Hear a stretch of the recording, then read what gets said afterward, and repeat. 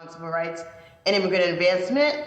Today is Monday, July 24th, 2023, and it is 10:05. This is a virtual hearing on docket number 0943, order for a hearing to explore the specific needs of Latino and Caribbean residents in the city of Boston. The run of show, I'll give my opening remarks and the counselors will give their opening remarks. We will start with public testimony, and everyone here for public testimony will be able to give remarks for 2 minutes. And then we're going to move on to the administration panel with counselor questions. And then we're going to have our community panel, nonprofit organization panel, and then counselors will be able to ask questions as well. Good morning, everyone. It is my pleasure to be here to be discussing this docket, which is sponsored by Councilors Julia Mejia, Brian Morrell, and Ricardo Arroyo. This was referred to committee on May 17th, 2023. In accordance with Chapter 2 of the Acts of 2023, modifying certain requirements of the open meeting law, including the requirement that public bodies conduct its meeting in a public place that is open and physically accessible to the public, the City Council will be conducting this hearing remotely, and it is being recorded. This enables the City Council to carry out its responsibilities while ensuring public access to its deliberations through adequate alternative means.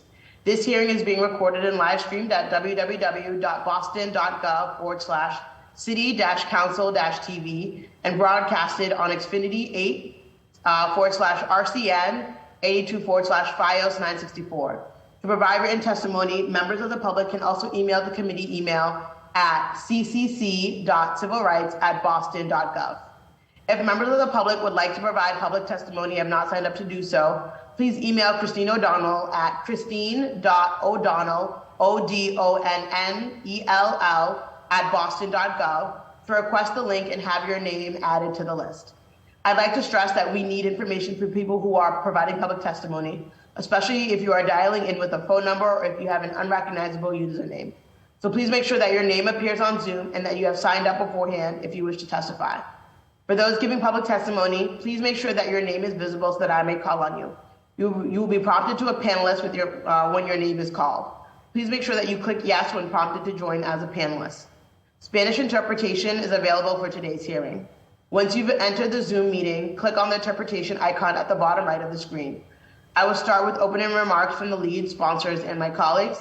This morning, I am joined by my council colleagues, City Council President Ed Flynn, City Councilor at Large Julia Mejia, and City Councilor Brian Morrell. I thank everyone for being here today. I think it's important for us to make sure that the city continues to center the needs of all of our residents, especially residents that haven't had a voice in the city of Boston and who haven't been central to the decision-making process in this city. As a daughter of Haitian immigrants and as someone who is Haitian, and Haitians are part of the Caribbean community, I think that the city has been making tremendous strides to centering the needs of our community. And I'm excited to hear from the administration about their work, the work of the policy department and of our liaisons in helping to really just center the needs of communities that have oftentimes language barriers, cultural barriers, and how we make sure that we are creating a city that is inclusive, where people feel comfortable on calling on city government. So I'm going to turn it now. I'll turn it to our lead sponsors, starting with Councilor Mejia. Councilor Mejia, you have the floor. Good morning. Thank you, Chair, for hosting. Thank you to the panelists and the community public testimony folks that have signed up. Really excited to be here as an immigrant to this country and as someone who was raised within the Latino and Caribbean, the intersection of both spaces. I really think this is an important conversation for us to have here in the city of Boston in particular. As someone who also established the Black Men's Commission here in the city of Boston, as well as the Reparations Task Force, I think it's an important opportunity for us to really look at across the city, are we really meeting the moment for all? And I always say all means all. And that includes the large number of 23% of Caribbean immigrants that live in the city of Boston are living in poverty. Caribbean immigrants have a higher rate of poverty than the rest of the population. Similarly, the median per capita income of 2015 for Latino residents was only $17,787, and only 15.7% of Caribbean immigrants and 18% of Latinos have attained a bachelor's or higher degree. This is concerning because the workforce in Boston has been the hub of high-skilled jobs for most of its history. It is estimated that almost half of projected job openings will require a bachelor's degree or higher. More than 50% of Caribbean immigrants are classified as housing burden, 68% of Caribbean rents compared to 38% of the overall population. Latinos make up 44.5% of BHA tenants, suggest that they are a community with a significant need for housing and resources. Latinos account for 41.8% of the enrollment in Boston public schools. BPS does not allocate this information for Caribbeans. Boston public schools dropout rate is 4.2, noticeably higher than the state's overall rate of 1.8. Latino youth are at risk for joining gangs because of school-related problems, negatively labeling, and school and neighborhood safety concerns. Latino youth are more likely to be incarcerated than the white youth. So much research is needed to better understand the needs of Caribbean communities so that we can be more responsive to their needs as a city. There is a dedicated office within the city of Boston to address the needs and concerns of Latinos and Caribbean communities. This is an opportunity that I believe by creating an opportunity to have folks, their voices be heard and their interests represented. Latinos cannot be solely represented by an Office of Immigrant Affairs because a large part of the Latino population, 40%, are Puerto Rican who are U.S. Citizens. Other cities such as Washington, D.C. have established similar offices to support the Latino and Caribbean communities and have seen positive outcomes in terms of increased civic engagement, improved access to city services, and strengthening community partnership. The Mayor's Office of Latino Affairs in Washington, D.C. was established in 1976, y'all. We're so behind the times here. The office focuses on establishing partnerships, engaging residents in all 8 wards, and disseminating information to the district Latino and Caribbean residents to increase their knowledge of and access to programs and services available to them. The office also provides development, training, and support for community service agencies to help improve business processes that make it easier for these agencies to serve the vulnerable communities at large. I think that as we continue to have this conversation, while I do appreciate all of the efforts that the mayor's office has done to support the immigrant community, I do have to say that when we're thinking about this specific moment, it really is about policy, programming, and really looking at what are we missing, and this is an opportunity to seize that moment to fill in those gaps to ensure that the Caribbean and the Latino community are uplifted, seen, respected, regarded, and supported. So looking forward to hearing from those who have signed up for public testimony, as well as those who are going to be part of our panel discussion. And I really do want to just thank my colleagues, Councilor Rorel and Councilor Arroyo, for joining me in this effort. Thank you. Thank you. Next up, Councilor Rorel and Council President Flynn, I know you were here first. Just going to give the co-sponsors an opportunity to speak, and then I will turn to you. But thank you for being here and being present early. Councilor Rorel, you now have the floor. Thank you, Chair, and thank you to my co-sponsors, Councilor Mejia and Councilor Arroyo, for advancing this conversation here in the city of Boston. For the first time in Boston's history, we are attracting a large number of immigrants from Latino and Caribbean nations. These communities form a resilient and vibrant community, helping to breathe new life in the Mattapan, Dorchester, and beyond. As with all new residents, our recently arrived Latino Caribbean neighbors need help getting set up. Our Latino population is concentrated in low-paying jobs and often living in substandard housing and subject to discriminatory barriers.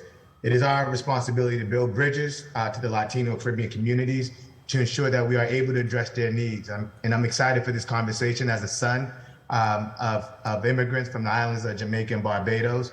I'm looking to see how we here in the city can make sure that we're providing services, programming, and just making sure that our immigrant, especially when it comes to Caribbean and Latino immigrants, that we feel that City Hall can and will work for us, and that when we arrive to those doors and arrive to City Hall steps, that we feel welcome and that we feel that we're speaking to someone who understands what we're going through. So looking forward to having this conversation, but not just having this conversation, see how it plays out in the programming and policy and investments into these subgroups. Thank you. Thank you, Councilor Earl. I'd also like to note that we also have a Haitian Creole interpreter, Jean. Jean, thank you for being here. Merci un peu parce que là, ensemble avec nous et puis Kaide nous traduit. Merci un peu. Next, we have Councilor Arroyo.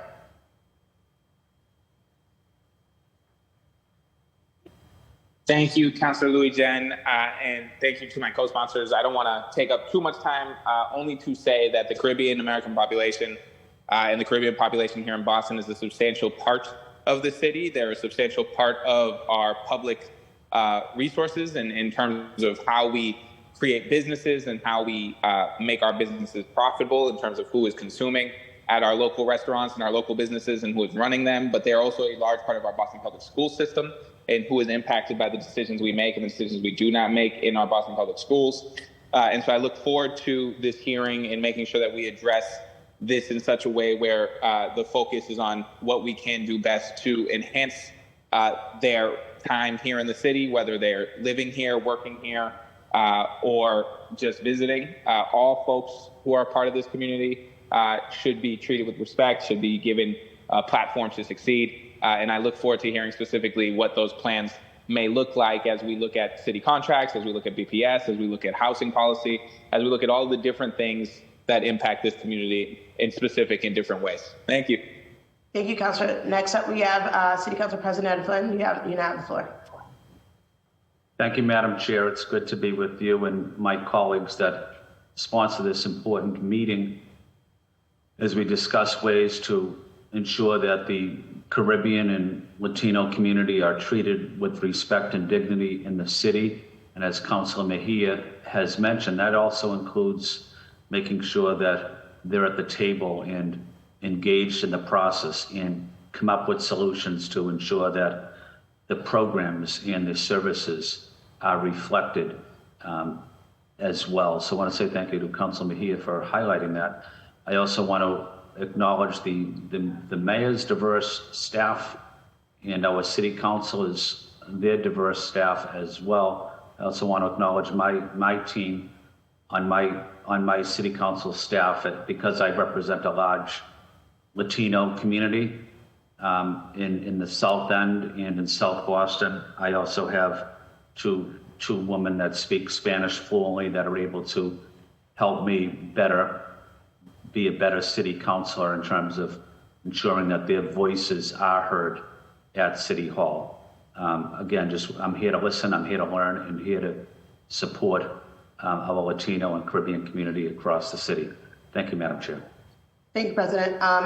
We'll now move on to public testimony, and we'll be bringing in people 2 at a time. So if we could bring in Alexandra Oliver Davia and Lisa Guerrero. The minute, Alexandra, you're in, you will have the floor for public testimony.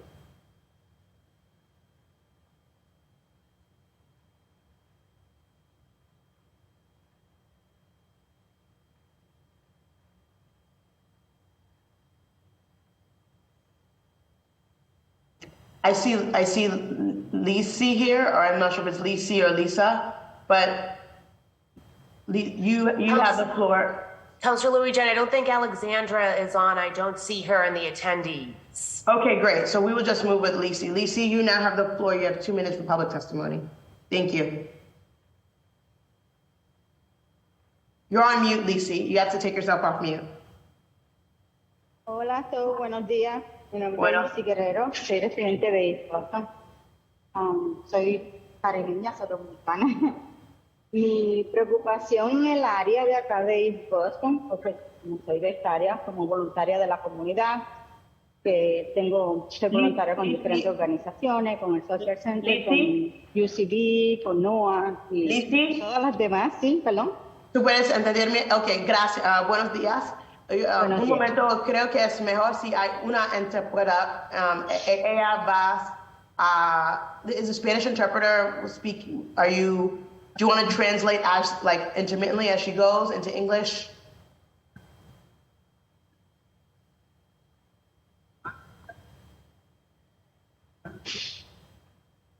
Emily, the Spanish interpreter?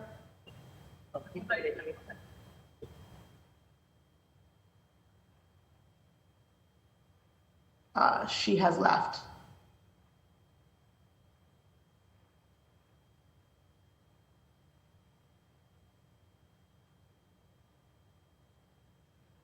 Christine, do you know? Just trying to get a gauge on this. She just needs to come into the Zoom as a regular panelist, and then she can transfer in. So she's probably trying to move her way over now. Okay, great. Thanks, Candace. You're welcome.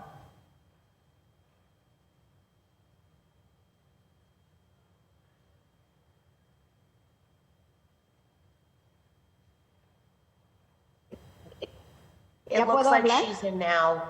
She's in? It looks like it. Okay, great. Emily, is your preference for her to speak Spanish and then for her to give her 2 minutes and then translate, or for you to do it intermittently? I for some reason I'm unable to hear you, Emily.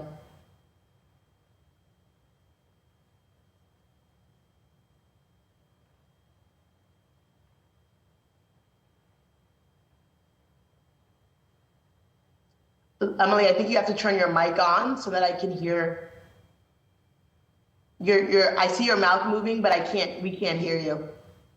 It's on your end. Oh, it is on. Oh, I can hear her now. I can hear you now. You can hear me now?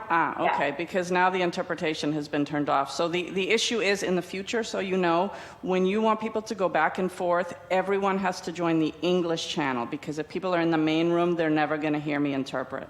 That's the issue. So I don't know if it's possible for people to do that now. It will save you much more time and allow much more people to give their testimony. If it's possible for every English speaker to join the English channel, that way I can interpret simultaneously when Lisi or anybody else is speaking. Is it possible for us to do that, to turn on the interpretation and just request that everybody join a channel?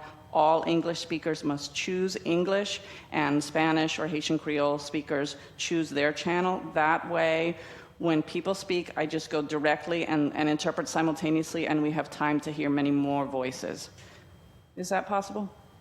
Yes, in the interpretation, I see original audio, English, and Haitian Creole.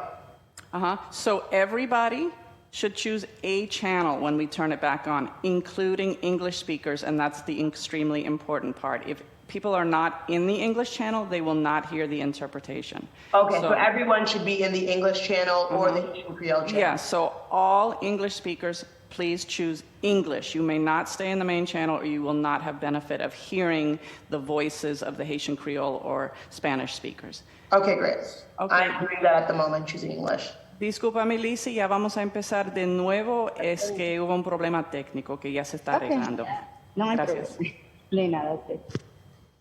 ¿Ya puedo hablar? Sí, gracias, Lizzy. No, we don't still have the interpretation on yet. It's not on. I'm sorry to interrupt. Madam Chair, for confusion purposes, when we usually have interpretation this way, I believe the way we're doing it is to just have it happening in this Zoom so that we're not confusing other panelists that are in the meeting. So we would have either Lisa speak for 2 minutes and then the interpreter just interpret what she said. Okay. Emily, are you able to do that? Yep. Okay, great. Lizzy, ustedes pueden hablar. Ya puede hablar. Entonces voy a interpretar, pero no de manera simultánea. Entonces, si tengo que pararla, me disculpa, que no quiero perder sus palabras. Ok, voy a hacerlo lo más suave para que pueda entender. Gracias. Buenos días a todos. Mi nombre es Lizzy Guerrero. Soy residente de East Boston y tengo 4 niños y soy voluntaria en la comunidad con UCB, el Social Center, con NOAA y otras organizaciones más. Y siempre estoy activa con todo lo que tenga que ver en nuestra comunidad. Y entonces, can everyone put their Zooms on mute so that only Lizzy is the one speaking, because we're hearing other speakers. Thank you. Okay, entonces estamos hablando otras voces. Si no está hablando, por favor, manténse en silencio. Hi, my name is Lizzy Guerrero, and I'm from East Boston. I have 4 children, and I'm a volunteer here in the community with UCB, with social services, with NOAA, and I'm always involved with things going on in my community. Sigue, Lizzy. Porque entonces, como mis preocupaciones por los recursos para los inmigrantes latinos, caribeños, son muy grandes, sobre todo con la necesidad que hay con la educación para al aprender el inglés, para poder conseguir recursos para vivienda, para poder conseguir recursos para poder conseguir trabajo, por su estatus legal se le es imposible, y también para que haya más recursos de todas las que se puedan, como con comida, con organizaciones que den como algunas clases para poder las personas establecerse aquí en el país cuando llegan por primera vez, que le den informaciones y algunos los recursos más que se puedan, como digo yo, que estén disponibles para que se pueda, estén al alcance de esas personas que acaban de llegar al país y para los que ya están aquí. Gracias. And so I have a great deal of concerns for the community which is here in terms specifically of education as relates to English learners especially, and in terms of the resources available for housing, for obtaining jobs, for help with the process of obtaining legal status, as well as food needs, that there should be some classes organized, and that there should be help for people who are establishing themselves when first they arrive here. There needs to be more support, more information, more resources. Sí, también las preocupaciones mías son en las escuelas públicas también, que se necesitan mucho más programas, mucho más actividades para los niños especiales, para los niños de bajos recursos y más ayudas para los maestros, para las escuelas, que están muy escasos todos esos ingresos y se necesitan más apoyo para nuestras escuelas también aquí en la área, que están demasiado bajos de recursos, muy bajos. Entonces, eso es otro issue, como digo yo, que se necesita resolver para el futuro de nuestros hijos, para que tengan una mejor calidad de estudio, de que estén cómodos, que se sientan cómodos en la escuela, que tengan actividades que a ellos les gusten. A mí me gusta el deporte, a mí me gusta el fútbol, a mí me gusta el soccer, a mí me gusta, ¿me entiendes? Que estén ocupados y que se motiven a ir a la escuela porque están esos recursos para ellos disponibles y que eso los motive a querer seguir progresando en la escuela. Gracias. And so I have a really big concern about the public schools. There needs to be more programming. There needs to be programming for special education students, for low-income students, as well as for the teachers. In our areas, the resources are very low, and we need them to be improved for the future of our children so that they can better study, so that they can feel more comfortable with the school activities, so that they have available to them, hey, I'm interested in football, hey, I'm interested in soccer, hey, I'm interested in baseball, whatever they need, that they can have more support and more development in these programs, because at the moment this is not in a good condition and we need improvement in these areas. Y por último, la otra es que tenemos de parte del Social Center que estamos haciendo un esfuerzo para hacer una actividad para el mes de septiembre, que va a ser un baby shower comunitario para todas las personas que acaban de llegar al país, que están necesitadas de recursos, para madres embarazadas, para madres que tienen bebés pequeños recién nacidos, que va a ser para poder regalarle algunas cositas para esas madres que están solas, que acaban de llegar al país. Y el Social Center también está necesitada de recursos, porque ahora mismo estamos buscando apoyo de diferentes organizaciones, de diferentes personas que nos puedan aportar los recursos para poder darle buena canasta a esas madres que necesitan esos apoyos para ese día que vamos a hacer, como dije, un baby shower comunitario. Gracias. Y está al presente. Gracias, señora Lisi. So also, thirdly, I'd like to mention that we need support as well in the social center where I work, which I mentioned. In September, we're going to be having a baby shower, which is going to be a community baby shower for all the recently arrived mothers of young children or pregnant women arriving, many of them arriving alone. We need gifts for them. We need we need them to have support and the resources that they should have available to them. We do have support of some organizations, but it's not enough. We need to make a more significant offering to these mothers who are arriving. And this is, again, as I mentioned, for the community baby shower, which we're going to be having in September. Muchas gracias por la oportunidad y por tenerme aquí y siempre apoyando la lucha para todo lo que me necesite. Thank you so much for the opportunity to speak and for having me here, and I'm always here to support for those who need me. Thank you. Gracias, Lisi. De nada, bye. Thank you. Gracias. Next, can we bring Thomas Gonzalez and Anna Martinez in for public testimony? We've also been joined by at-large City Councilor Erin Murphy. If we could bring Thomas and Anna. Okay, Thomas, you are here. You now have the floor. Buenos dias. Hi, Thomas. Buenos dias. Thank you, Madam Chairwoman, for hosting this today and for bringing up this very important topic, and for the sponsors of this order. At Amplify Latinx, we're an organization that prides ourselves on our work with the community and Latino leaders, not only here locally, but statewide. As our community continues to grow and expand, these types of measures or commissions are honestly things that we would really need to consider. The community at large has had many different issues and areas of concern.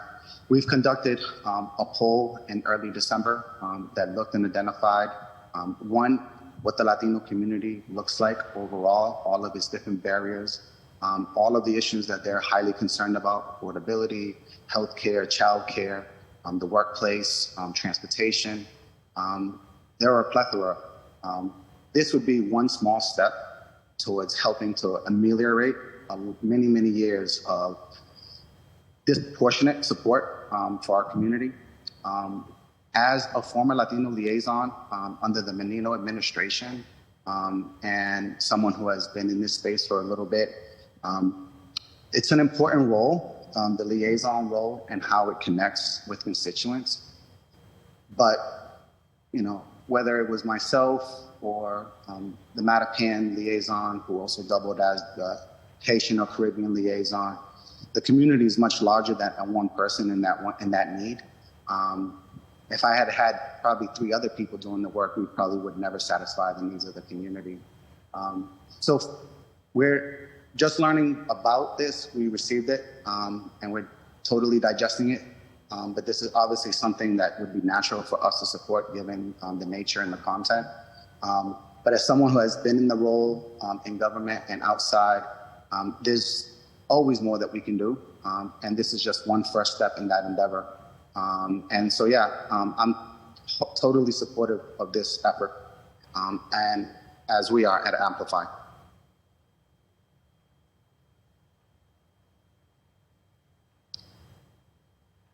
Thank you, Tomas. Is that your testimony? Yes, ma'am. Thank you so much. All right, next we have Ana Martinez. Gracias, buenos días. Gracias, buenos días. Mi nombre es Ana Martínez, tengo 3 hijos en la adolescencia, 12, 15 y 18 años. Entonces, a mí me gustaría saber qué recursos hay para ellos que les puedan ofrecer para que estén entretenidos, estén motivados, tengan una entretención productiva. Yo tengo entendido que desde pequeños es importante mantenerlos activos en programas, pero en mi experiencia, los programas donde yo lo podía conseguir eran inaccesibles, eran caros y eran muy pocos. Entonces me gustaría saber qué nos pudieron ofrecer para ahora nuestros adolescentes, para que hagan algo de bien y no estén metidos en las drogas o en gangas. Y me gustaría saber eso. Y desde pequeños también qué podían ofrecerles para que comiencen bien su vida. Gracias.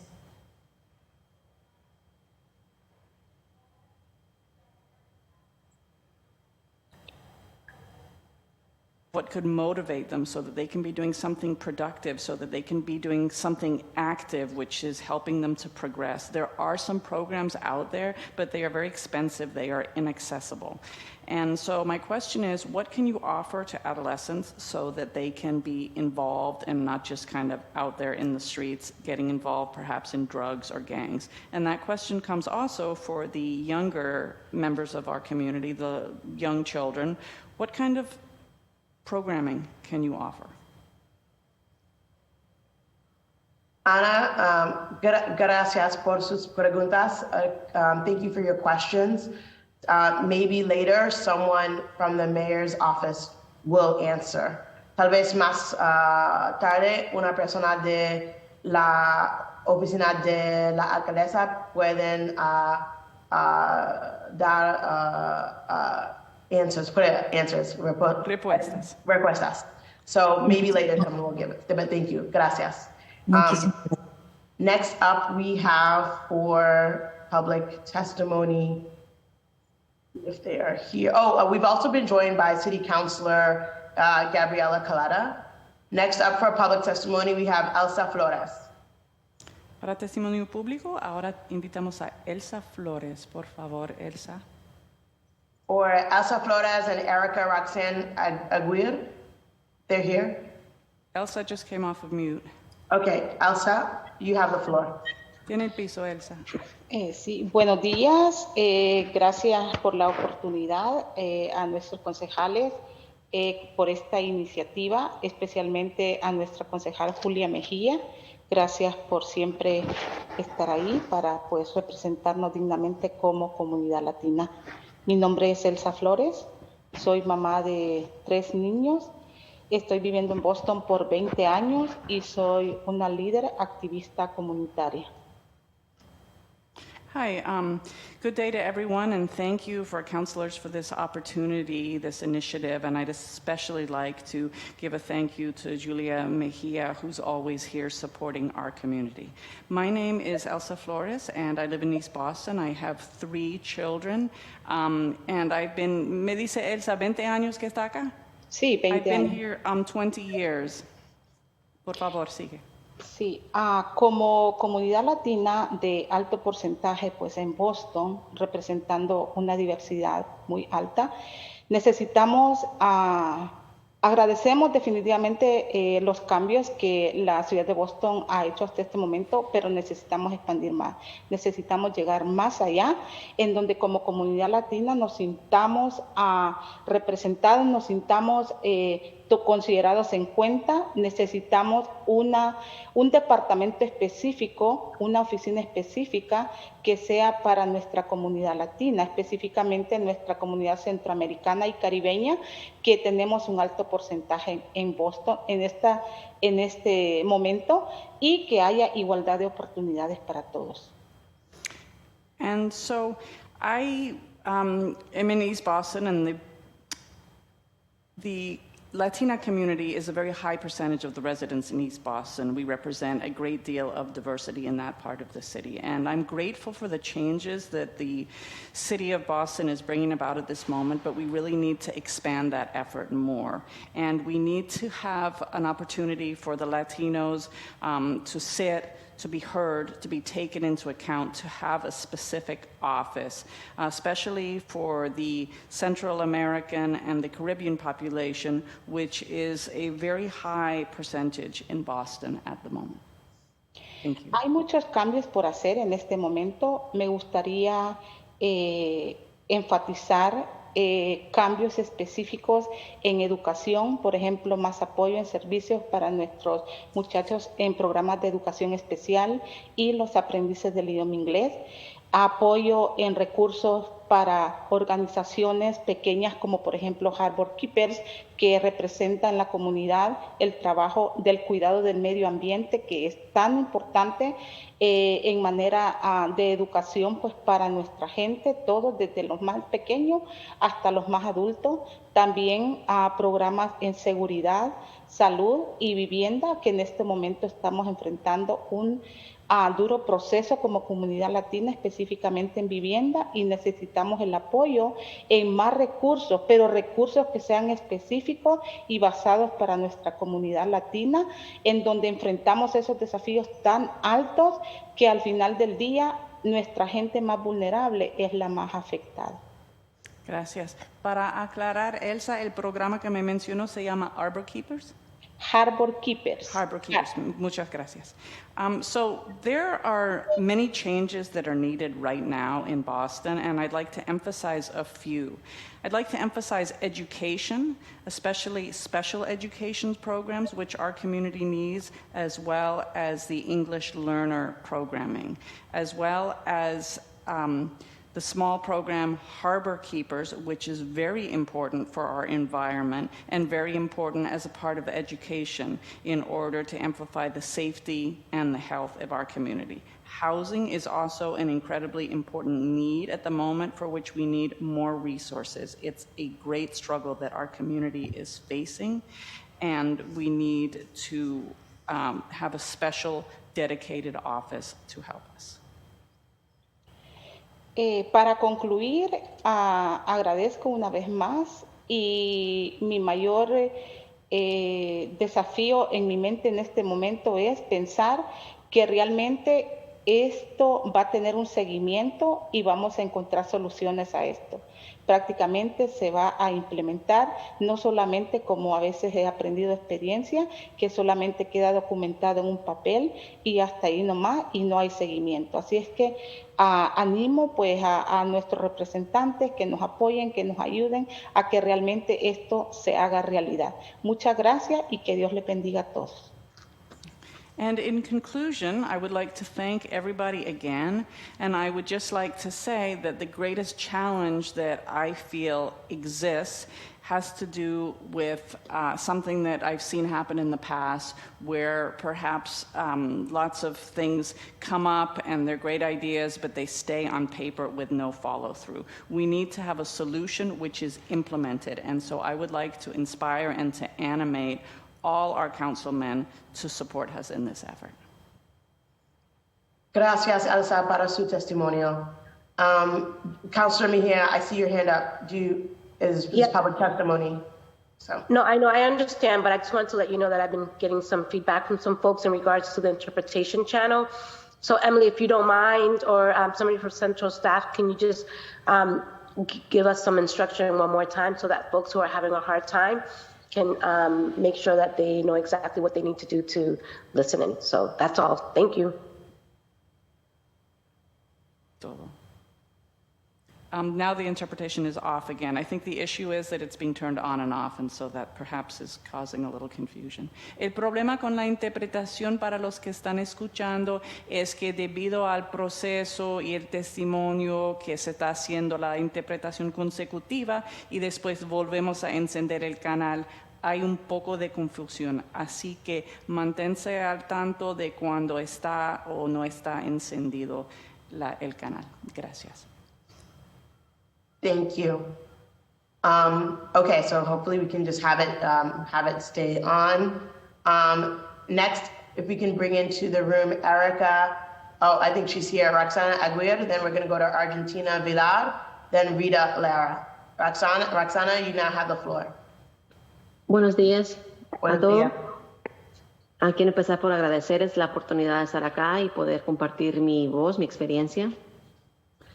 Como madre de 3 niñas, vivo en East Boston desde hace 14 años. Soy voluntaria en muchas organizaciones. Y hoy quiero darles mi punto de vista de lo que yo he visto cuando voy a ayudar al Food Pantry o ayudo en el Centro de Recursos de East Boston. Veo mucha inseguridad en lo que es el área de comida, veo mucha inseguridad en lo que es el área de vivienda especialmente. Los precios están elevadísimos, no hay una ley, una regulación que realmente como alquilinos nos asegure de que no nos están estafando, porque veo que la renta no se basa ni al ingreso ni nada por el estilo, sino que se basa a lo que el dueño quiera poner. Y en muchos casos es muy injusto porque ni siquiera le hacen una mejora al apartamento, no que solo se encargan de subir la renta y jamás chequean los apartamentos. Y yo no veo que haya como una ley que realmente respete nuestros derechos. Gracias. So, good day to everyone, and thank you for giving me this opportunity for me to share my voice and my experience.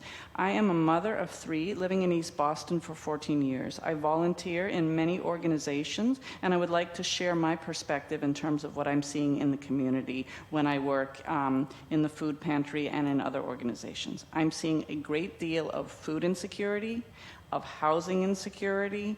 The prices are incredibly, incredibly high, and there are no regulations that help us and ensure that we are not being robbed.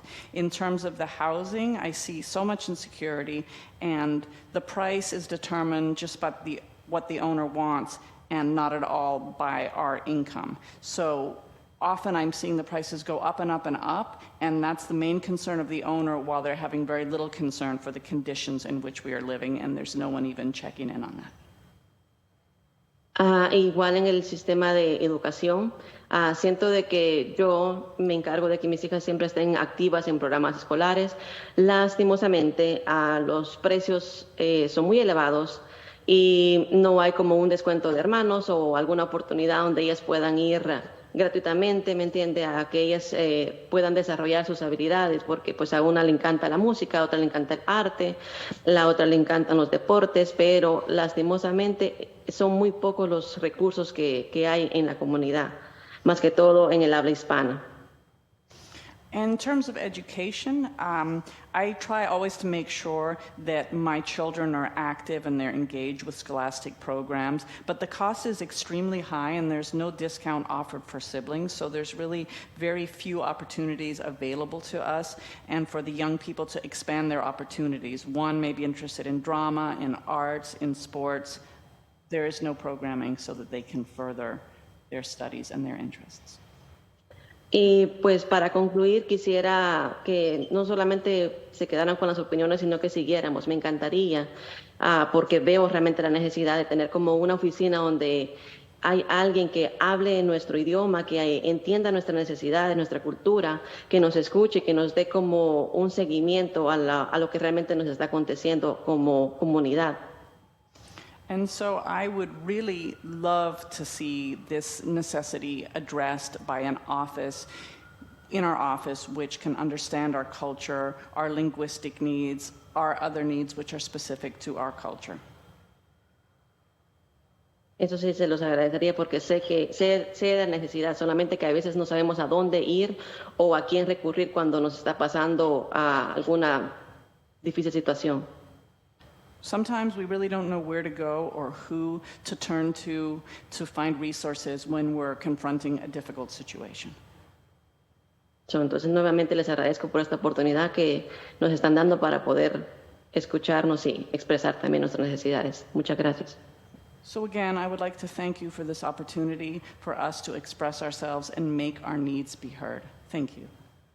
Gracias, Roxana, por su testimonio. Thank you for your testimony, Roxana. Next, we have Argentina Villar. Argentina, you now have the floor for 2 minutes of public testimony. Argentina Villar. Hola. Buenos días, mi nombre es Argentina Villar. Soy madre de 3 niños, vivo en East Boston y soy propietaria de un pequeño negocio. Hi, my name is Argentina Villar. I am a mother of 3 children living in East Boston, and I'm the owner of a small business. Estoy muy de acuerdo con que necesitamos un departamento de ayuda que exista para ayudarnos nosotros como latinos, y porque existen algunas, pero para las informaciones necesarias que nosotros necesitamos.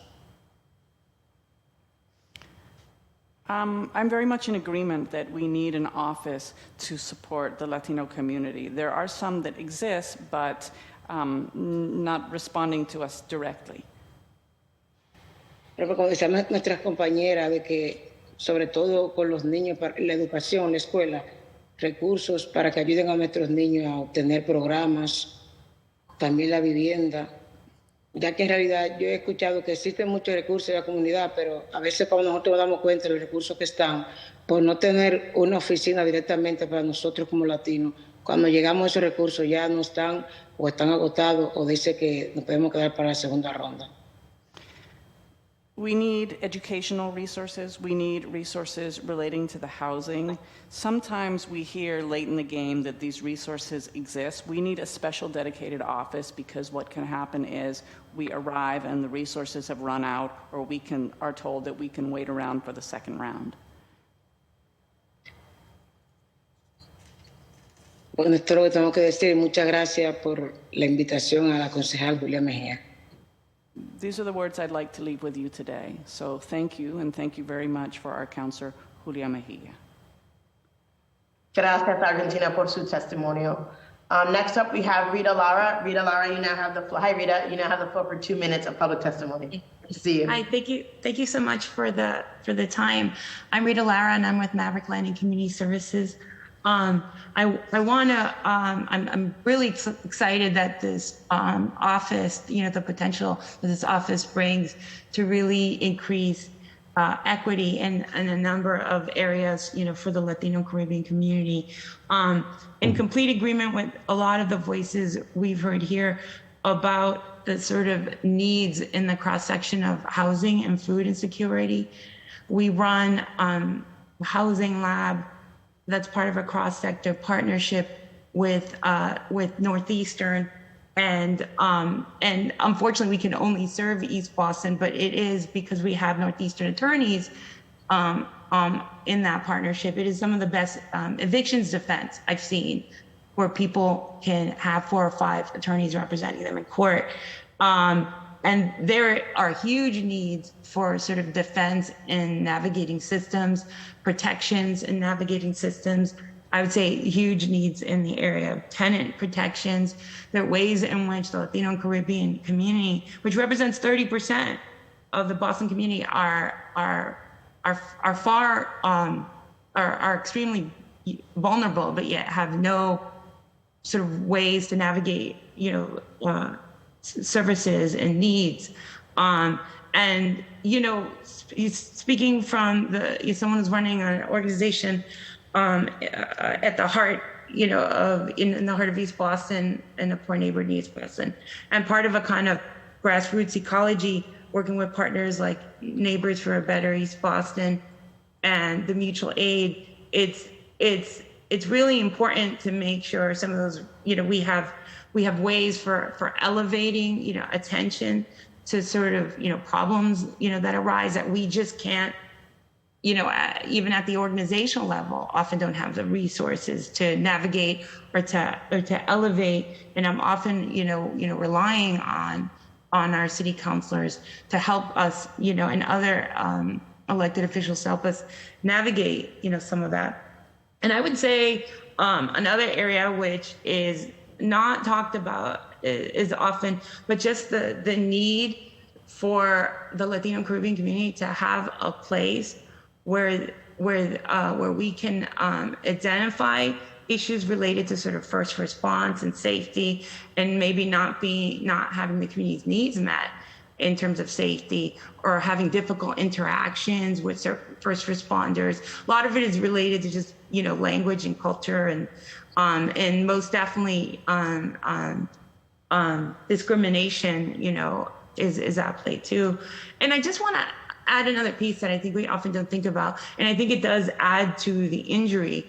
Oftentimes, the Latino Caribbean community, there are go-to organizations that are operating from a grassroots community orientation on the ground.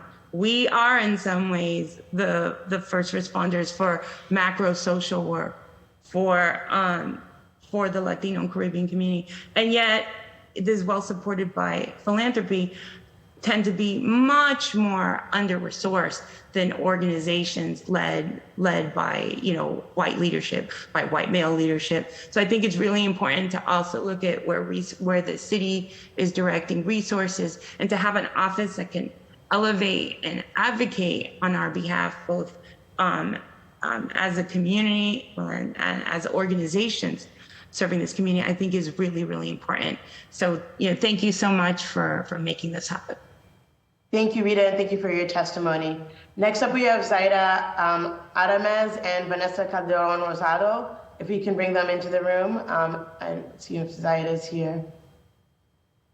And then after those two, we'll have Eni Lobo, Maria, and Gloria Riviera, and we'll conclude unless there are other folks on. Zaida, I see you here. Hi, good morning, and thank you for allowing us to testify and express our concerns in our community. And I agree with everything everybody said. The disparity in housing in East Boston, it's really heartbreaking, and the food insecurity, the mental health issues that we are confronted, we need to really step up and do something, especially for our youth. And I know that everybody knows what's going on. We have a lot of elected officials who live in our neighborhoods and they know what's going on. So I would like and pray that this doesn't go, that something big comes out of this discussion and something really happens and changes. Also, our schools need to be addressing a lot of issues, cultural issues. My granddaughter, who's the Puerto Rican and Dominican, she thinks she's Somalian because she has not heard anything, about different people, and she was comfortable, and that's okay, but things are not addressed that should be addressed in the public school systems. And I agree 100% with Rita. All the stuff that she said really needs to be addressed. And I know this is right. The immigration budget should be doubled up because our immigration issues, especially in Boston, are so big that, there's no funds available. I know we can put a family in a shelter, but then what happens 3 days after? They come back to mutual aid, they go back to Maverick Landing, and, there has to be a solution regarding this. We need to welcome our immigrants who come from other countries, whether it's Haiti, Dominican Republic, South America, and we have a responsibility. And so I hope that something really comes out of these discussions and that we'll see some changes. And thank you so much for your support that's already existing. And I hope that you get the support that you need to push this forward. Thank you so much, and you have a great day. Thank you, Zaida. Thanks for being here. Next up, we have Dr. Vanessa Calderon-Rosado. You now have the floor. I think you're on mute, Dr. Calderon-Rosado. Take yourself off mute, and then. Of course. Thank you. Thank you, Madam Chair and members of the council as well, and especially the co-sponsors of this measure for the time and for considering the adoption of this new office in city government. My name is Vanessa Calderon-Rosado. I am the Chief Executive Officer of IBA, Inquilinos Boricuas en Acción. I'm also a co-founder of the Greater Boston Latino Network and a co-founder of the newly created statewide Latino Advocacy Coalition, Unidos in Power. So I'm here today in support of the creation of the Office on Latino and Caribbean Affairs. As we have heard before, and we know so well, and myself as a member of the Latino Caribbean community, as Puerto Rican as I am, that belong to both communities, we know that a significant amount of the population of the city is comprised by Latinos and Caribbean communities. About 19% of Boston's population is Latino, and nearly 9% are Caribbean, of Caribbean descent. And we know that both these communities contribute greatly to the city's economic vibrancy and vitality, and to the cultural and social fabric of our city and our state. So we know in particular that Latinos are concentrated in lower paying jobs. There's a lot of job segregation in both the Latino and Caribbean communities. And this particular factor affect their economic mobility and their poverty rates. So we know that about 23% of Caribbean immigrants in Boston live in poverty, and they have the highest rates of poverty than the rest of the population. Similarly, the per capita income for Latino residents in Boston in 2015 was almost $18,000, which is pretty low. And since we're talking about 2015, we're all familiar with the 2015 Federal Reserve Bank of Boston study that showed that Black households in the region had $8 of net worth compared to $245,000 of whites. But what the study also showed, and many of us don't talk about, is that the picture is not much better for Latino and Caribbean communities. For example, for Puerto Ricans, net worth in the study was $3,000 compared to $245,000. And for our Dominican brothers and sisters, the net worth that the study showed was $0. You heard me right, $0. So we also know that because of these factors, home ownership rates among Latino and Caribbeans is very low. Only 16% of Latinos own homes in the city of Boston compared to 1/3 of whites and 50% of Blacks, while Caribbean immigrants are more likely to rent homes than to own.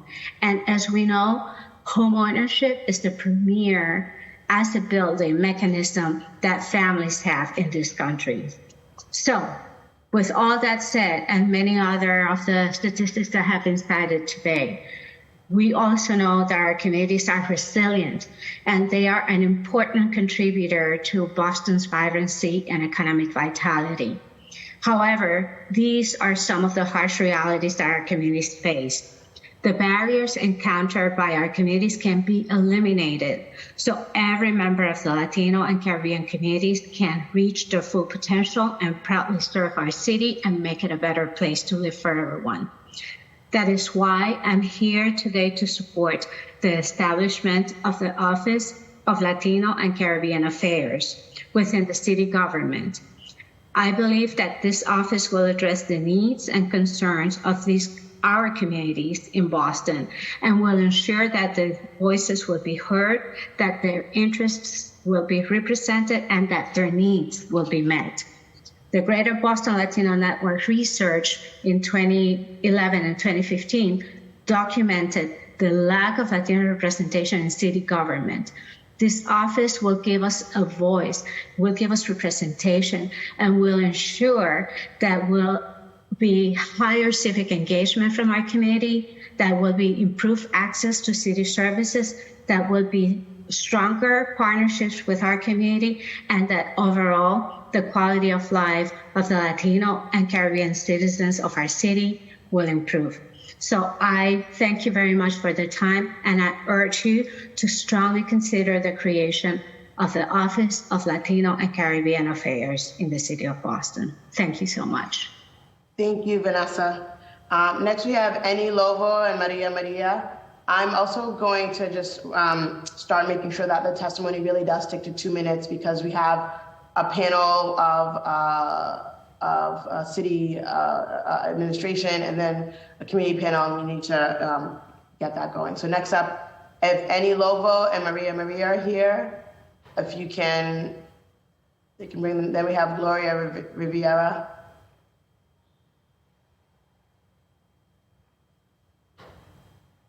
If any of them are here, Evelyn Gomez and Dominique Donna.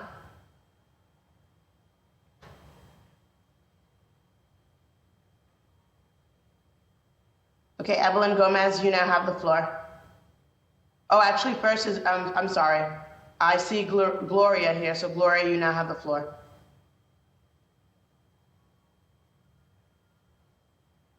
Gloria, you have 2 minutes for public testimony.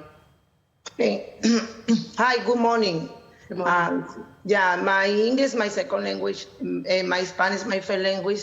It's more comfortable for me speaking in Spanish.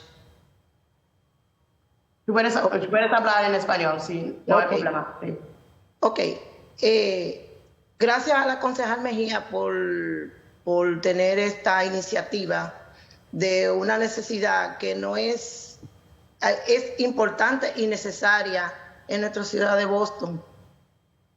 Y creo que es muy importante que sea aprobada porque el español ahora es la segunda lengua en Massachusetts. So thank you to Councilor Mejia for this initiative. It is really important and it is really necessary in our city of Boston that this initiative be approved because Spanish is now the second language in the city. Mi nombre es Gloria Rivera, tengo 30 años en la ciudad de Boston, he sido voluntaria desde los tiempos de Tomás Menino, conozco bien los problemas de la ciudad, tengo un negocio por 16 años, soy estilista, educadora y activista comunitaria. I have been in Boston for 30 years. I am a volunteer since the time of Thomas Menino, and I know the city's problems. I have been a business owner for 16 years. I am an educator, a stylist, and an activist. Ustedes mismos están mirando lo que hablan el idioma inglés, el problema que tienen que tener una traducción, y no es lo mismo. No es lo mismo una traducción que hablar en su propio idioma. Those of you, you can see if you're speaking English that it's really not the same to have a translation. It's really not the same as being able to speak directly in your own language. Incluso cuando ustedes están diciendo los nombres, no lo dicen correctamente porque no se pronuncian así, porque son diferentes. Y ese problema lo tenemos nosotros cada vez que tenemos que hablar con alguna persona que habla inglés. Y usted, congratulations, usted traduce muy bien. And so you can see that when the names are mentioned, the names are not pronounced correctly. And we have this problem with all kinds of people that we're trying to communicate with. But congratulations, you are translating well. Yo tengo un hijo que tiene educación especial. Y cuando yo iba a las escuelas para que me hicieran las traducciones, yo una vez tuve que parar la traductora porque no me decía lo mismo. Y en este estado, la educación especial, la mayoría de los problemas que tiene es porque las traducciones son pésimas. Y no tenemos dónde ir nosotros a hablar allá en el City Hall para decir tanto dinero malgastado porque no tenemos con quién comunicarnos en el City Hall.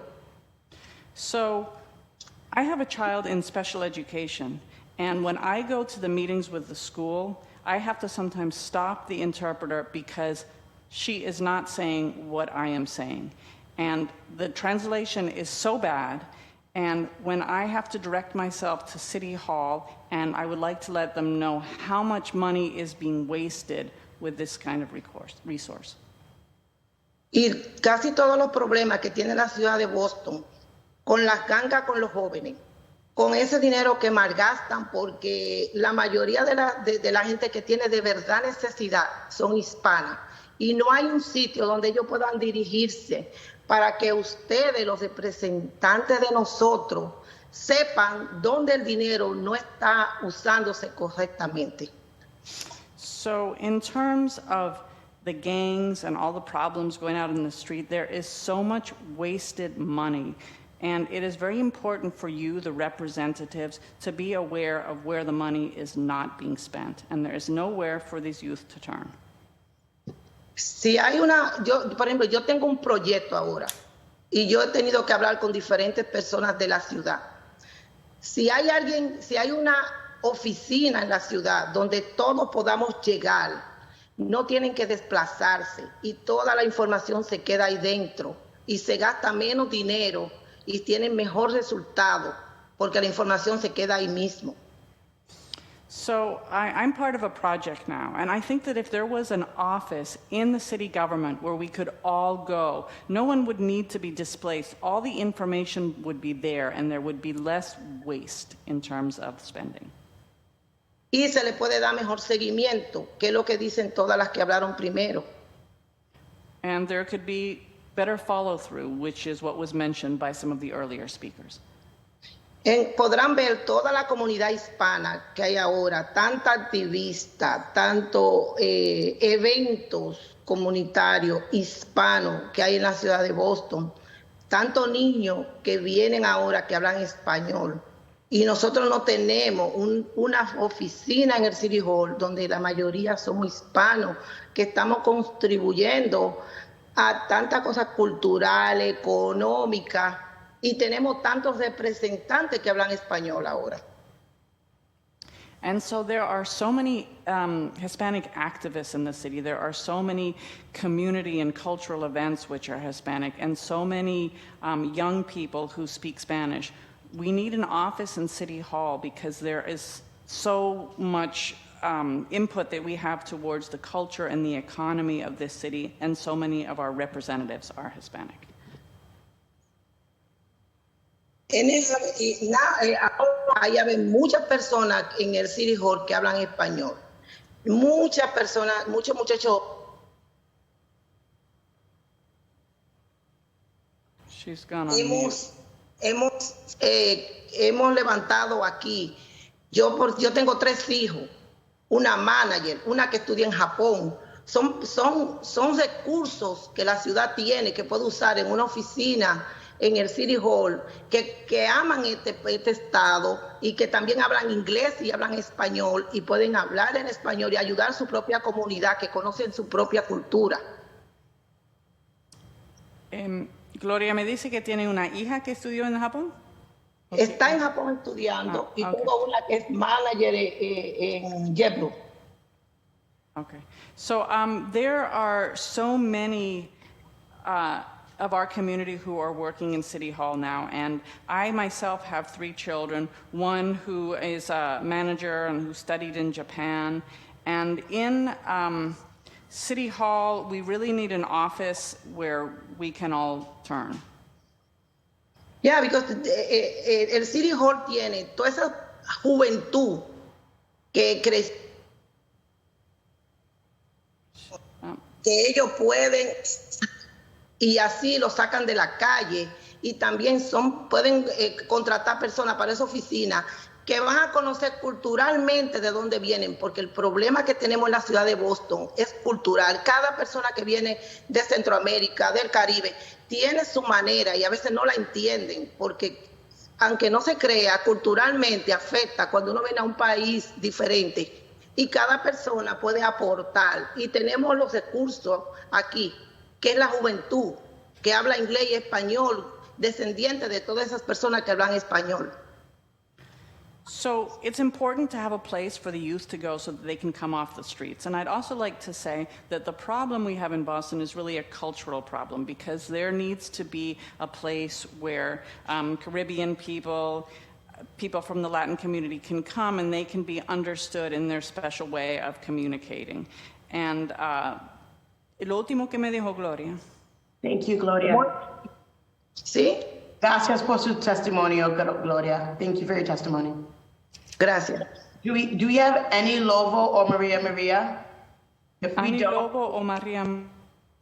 Next we will go to Evelyn Gomez. You have the floor for 2 minutes of public testimony. And then Dominique is on standby. I see him. Okay. I'm going to be quick because I know I was not on the list. Thank you. Good morning, everybody. Thank you for all the councils that made this space and the initiative of doing this. And I hope it's continue, because I know not everybody is going to get the chance to talk. My name is Evelyn Gomez. I'm a community organizer in East Boston, Chelsea, Revere. English is not my first language. I'm Hispanic. I'm going to try my best to do it in English. I will echo what everybody have mentioned, especially the last panelist. I feel like there has to be a department. There has to be somebody in City Hall that it's right there helping our community. And for that person, if that person goes there, if it's not the right department, if it's not the right place, for that person not to be sent somewhere else or on a different floor and stuff like that, for that person to actually help that person, and I have seen it, working for my community. I've been working for them for maybe 10 to 10 years to 12 years now. Been working with East Boston, Chelsea, Revere, and some area in Massachusetts. I have seen like how even organizations are taking advantage of our community.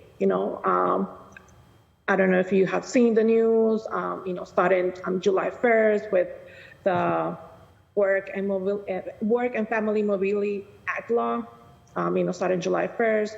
You don't have to have an immigration status to have a driver's license.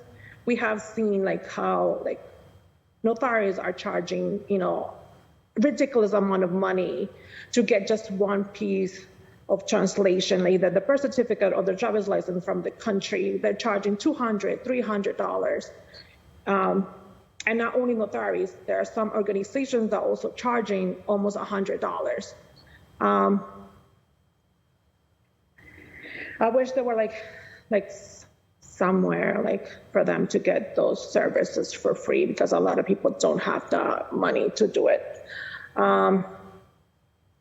Yeah, I would just echo, like, I wish there was like a department that our community can go to and have that service right there and right.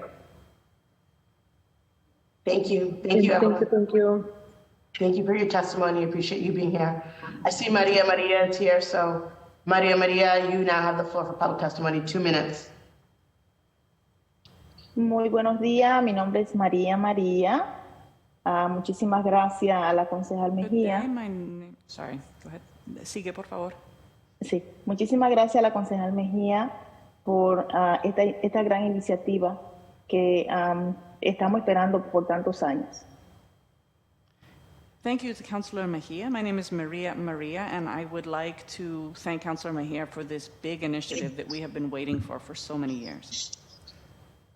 Okay, yo trabajo para la ciudad como voluntaria o para mi comunidad más de 17 años, y además de eso trabajo para la familia en Riverside Community Care y sé lo necesario que es esto que estamos esperando por tanto tiempo. I work for the city as a volunteer for 17 years for my community, and as well I work for the family in Riverside Community Care, and I know how important this initiative is for which we have been waiting so long. Yo tengo un grupo de personas las cuales me preguntan ¿y en dónde yo puedo ir? O sea, necesitan la ayuda, necesitan saber lo que tienen que hacer y no saben en dónde ir. Nosotros como voluntarios ayudamos un poco, pero en verdad necesitamos este empuje que está dando la concejal, y muchísimas gracias. En verdad lo necesitamos mucho. No voy a hablar mucho porque sé que hay muchas personas que están esperando. Estoy de acuerdo con lo que dice también Gloria Rivera. En verdad, a muchos niños, yo también tengo niños especiales, tengo un niño también, y cuando tú vas a buscar la ayuda, tú tienes que saber el idioma o tú tienes que ir al lugar correcto, y muchas veces es casi imposible. Entonces, sí se necesita. And so I work with a group of people, and they ask me, where can I go? I need help, but I don't know what to do. Where is it that I can go? And as volunteers, we can help a little bit, but in truth, we really need more. And that's why I really appreciate this big push that Councilor Mejia is giving to this initiative. I'm not going to speak too much because I know that other people have things to say, but I would finally like to say that I also very much agree with what Gloria Rivera said. I have a child who's in special education, and when you have to navigate that system, you have to know the language, and it's very difficult. Thank you. Muchísimas gracias. Gracias por su testimonio. Thank you. And last we have Dominique Donna. Dominique, you now have the floor for 2 minutes of public testimony. Sure. Thank you, Councilor Lujan and Councilor Mejia, for taking this initiative. My name is Dominique Donna from Boston Caribbean Network. I think it is a great initiative to kind of face, based on what our community is facing, I think whether we're talking about the Spanish community or the Caribbean, the Haitian community, so some of the problems are similar.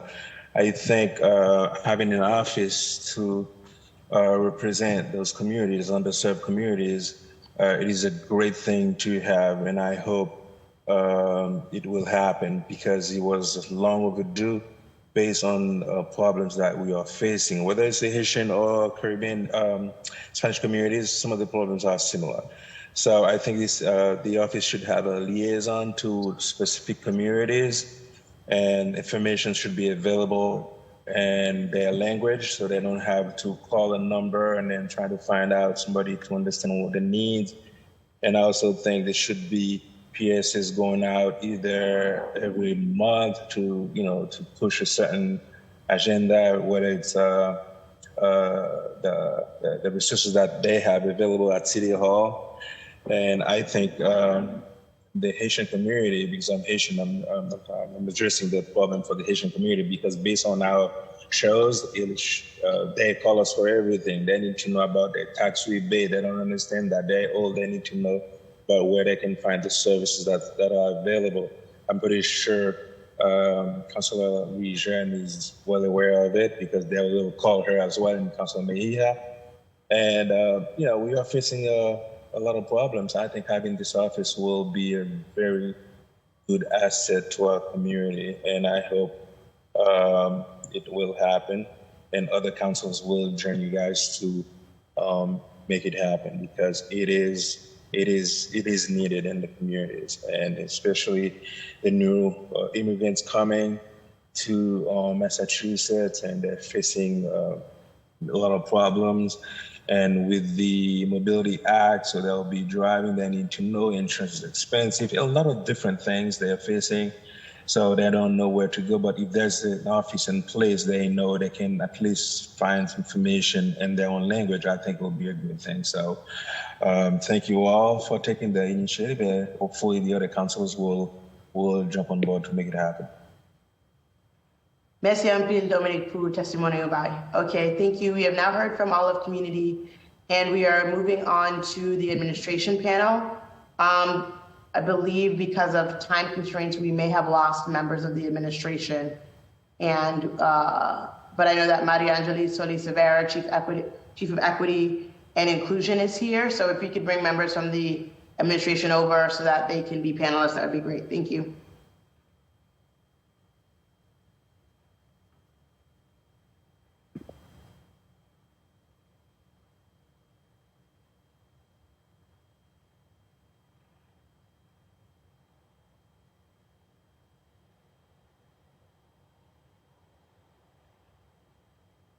Thank you, Chief Solis-Severa. I believe there was also going to be Chief Malore and Director Wen. Are they here, or do you know if they're no longer here?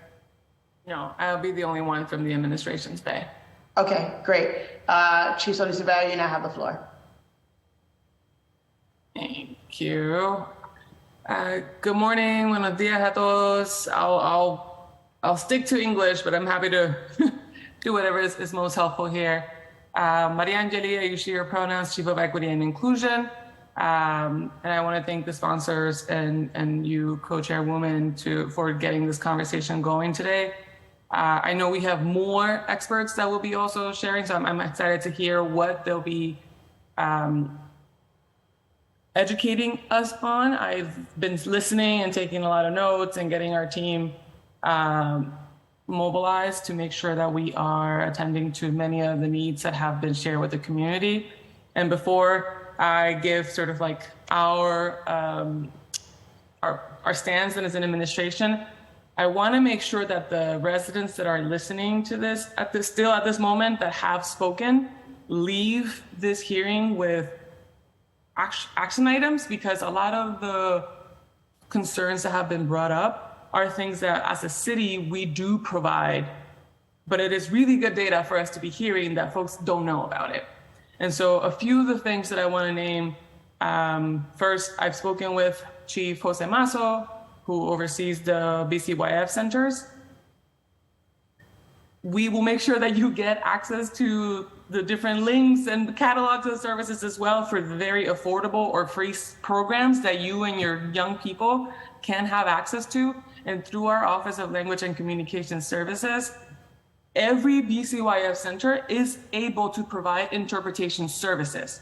When you get to that place and they're not able to provide with interpretation services, there is, and again, we'll make sure that we send you all these links to you. There is a way for you to let us know that data so that then we can come to our colleagues and say, moving forward, the expectation is for you to do this. So we will follow up with this plethora of resources that exist when it comes to young people and programming services, etc.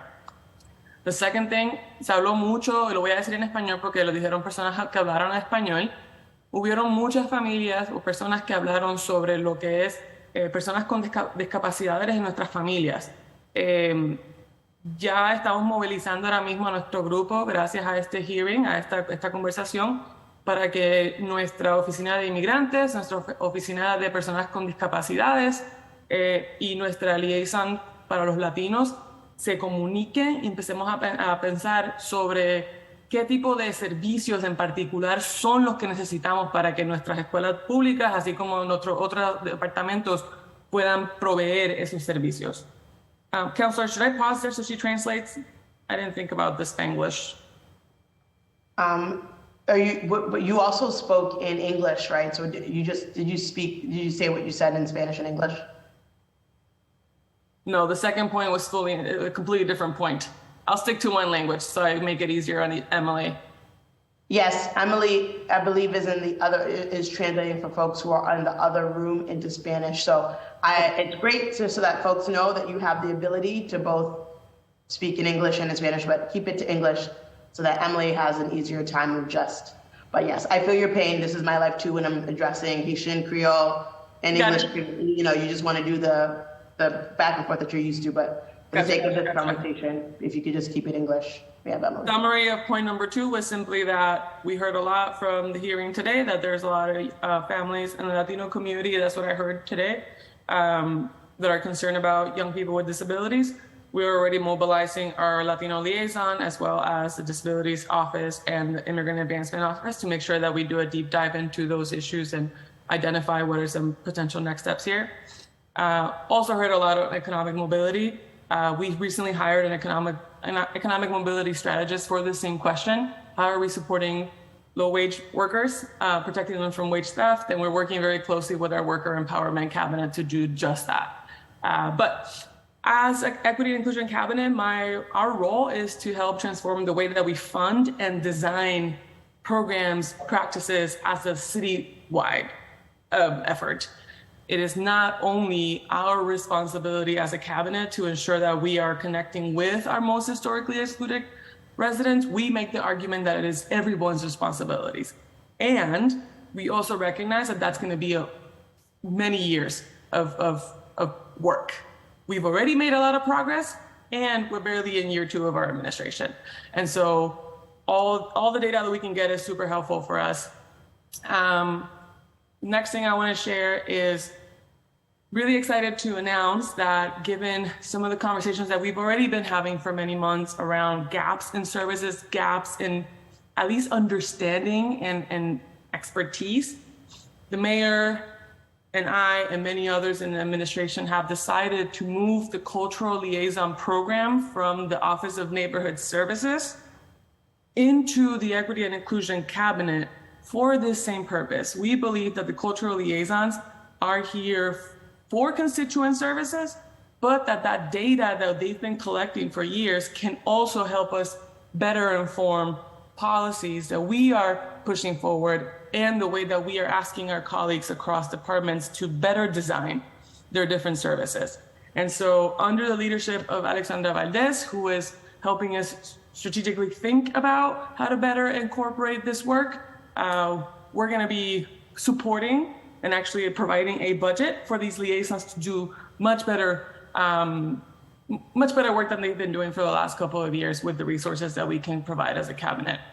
And last but not least, as an administration, it is our priority that we continue to move the work forward, including more of an intersectional voice.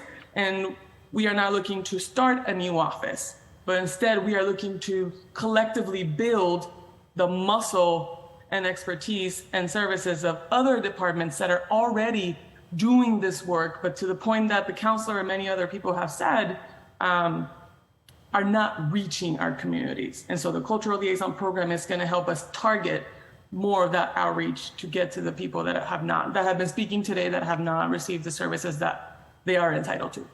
And with that, I'll pause and looking forward to learning more from the other experts in the panel.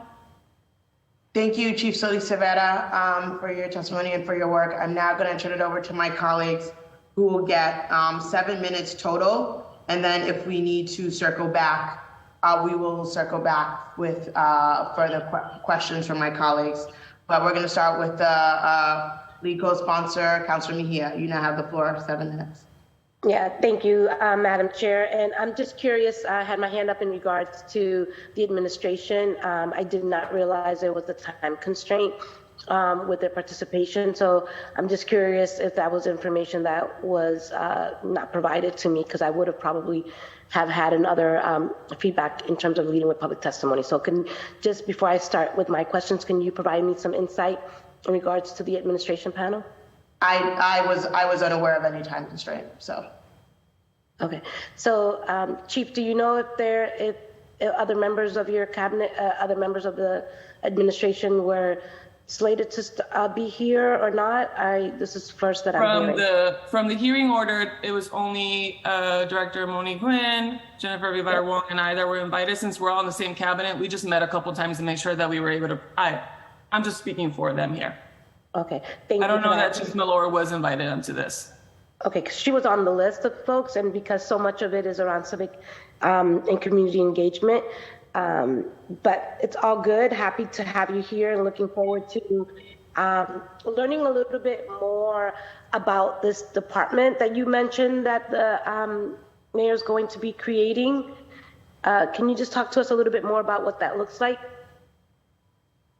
Sorry, let me clarify. So the cultural liaisons that already exist in ONS, so Latinx liaison, Haitian liaison, Vietnamese, and Cape Verdean, thank you, are all moving under the Equity and Inclusion Cabinet umbrella. The idea there being that we all live in intersectional lives and identities, and they'll be working closely with the other departments and our policy folks as well. So then this cohort will also be looking and diving deeper into policies and programming and really looking at all of the issues that we're discussing here today. Is that the vision? That is the vision. That's great. I'm happy to really hear that. I'm curious if you don't mind talking to me a little bit about the targeted outreach. I know that for us, and you've heard from the folks who were providing public testimony, that this is long overdue. And I'm happy to know that we have a mayor that is multilingual, speaks a number of different languages. So I know that the effort around that is key to her. But I'm just curious as it relates to this moment in terms of what's happening across the country, what we're seeing here in the city of Boston. What do you think are the benefits of really leaning into issues that are specific to the Latino and Caribbean community? What are the benefits that you see of something that is specifically designed to uplift and support this community? The cultural liaisons up until now, again, they've been living in a separate cabinet, but by the time that they were transferred over to us, which is a brand new, we haven't even announced this publicly, they've been hosting group-specific dialogues to get at these questions in particular. And we are noticing, a pattern of folks identifying very similar issues, housing, mental health, services for young people. That sort of ends up being always the top three.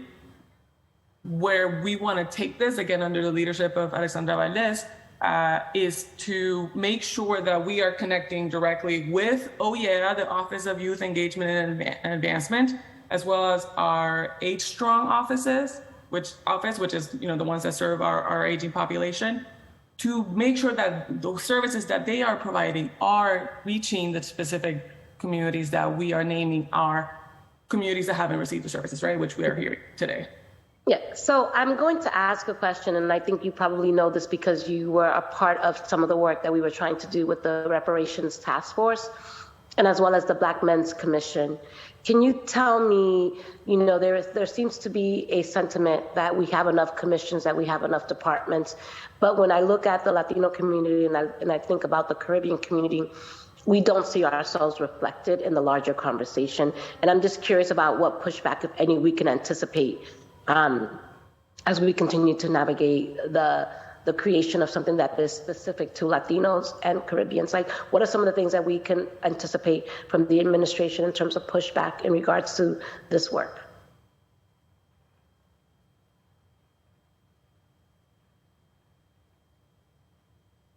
I'm going to speak for the folks that I've been talking to in the last couple of weeks, and I know they're not here right now.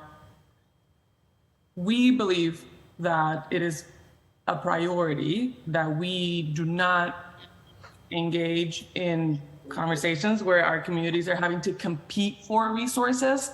That is not an understanding that we want anybody to have under this administration. And I know we all understand this here. We have a lot of years, decades, centuries to undo.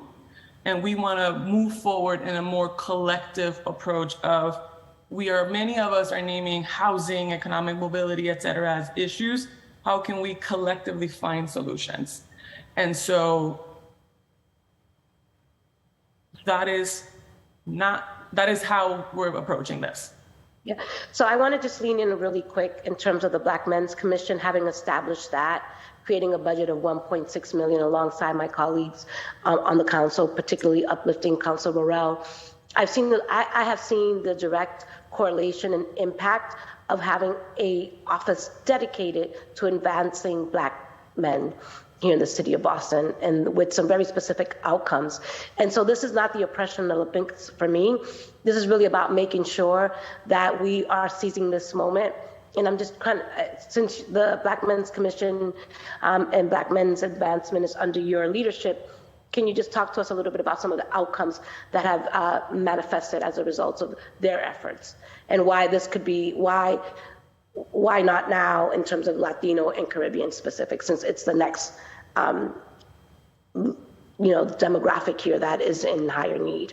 Yeah, I would say that part of the decision that the mayor and I and others made of moving them over the cabinet is that we have the capacity to provide a budget for the liaisons. They've never had a budget before. So now the Latinx liaison, the Haitian liaison have a budget to actually plan, co-create ideas with the different residents.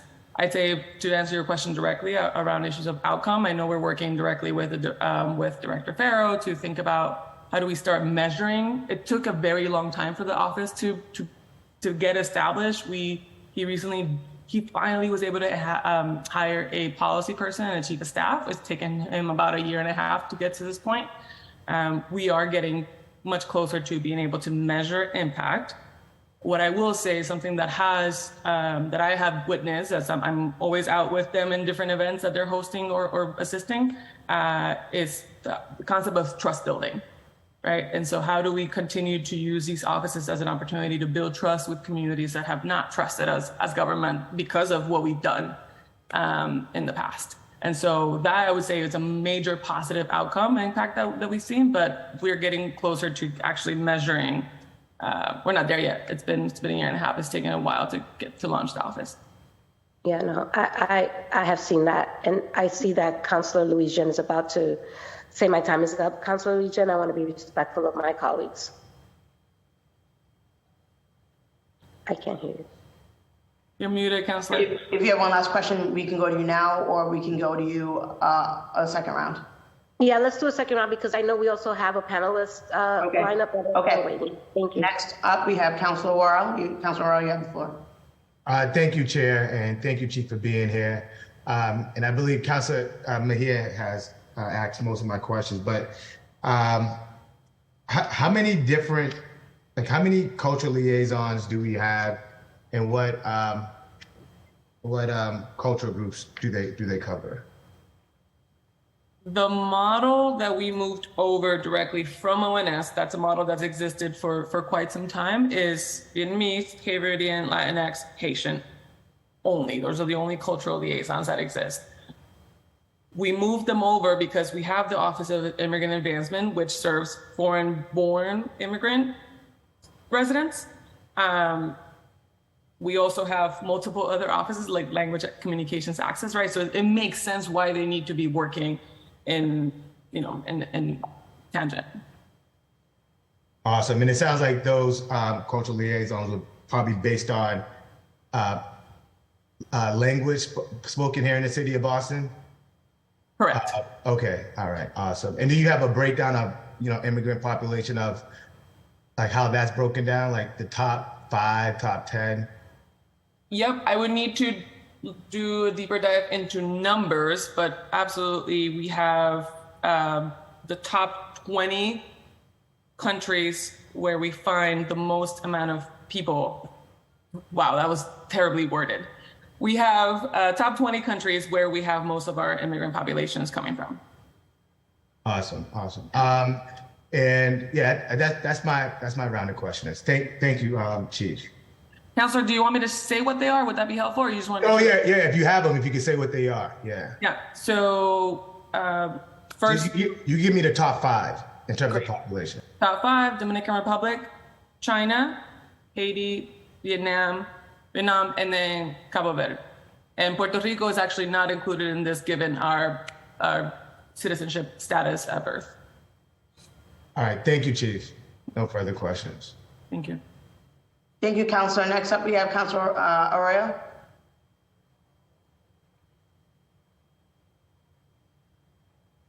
Good morning still. Couple questions. The first one is, has there been a breakdown of data around the level of food insecurity between communities in the city of Boston? And do we know if those numbers have increased since the pandemic in terms of frequency and need? I'm gonna ask the staff that is listening to see if we have any of that data in front of me. Not around food insecurity. We have around home ownership, education, employment, et cetera, but not food insecurity. But that's something that we could easily connect with the Food Justice Office on. Thank you. That would be great. 1 second. Let me just make sure.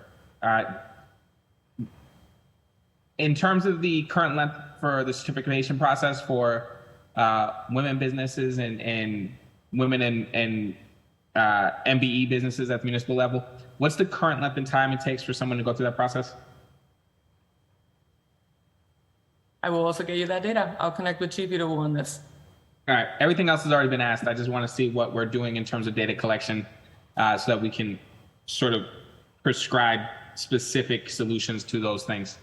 Thank you. Yeah, I would say, Counselor, just in the long term, when we first came in, we realized that there wasn't a centralized way of collecting data around many issues. And so that is something that we have actively been working on. Then again, it's been a year and a half. I wish we could create new systems faster. Thank you. Mm-hmm. Are those your questions? Yep, I'm all set. Thank you. Oh, okay. Chief Solis-Severa, question for you with respect to the budget that they're going to be given under the equity department. What is that budget? Has that been planned out that each liaison will have? Yeah, so under the Equity and Inclusion Office, which, it's sort of been an interesting couple of years of being in the making. We have a total of $1.6 million. And what we're asking, since the shift just happened right after the new fiscal year, we're asking our liaisons to connect directly with different residents so that they can then propose to me how much money they actually need. Understanding the limitations that we only have $1.6 million to work with in FY24. The idea is that we want to pilot some ideas of what's really necessary so that FY25 we have tangible requests backed up by data on what's needed.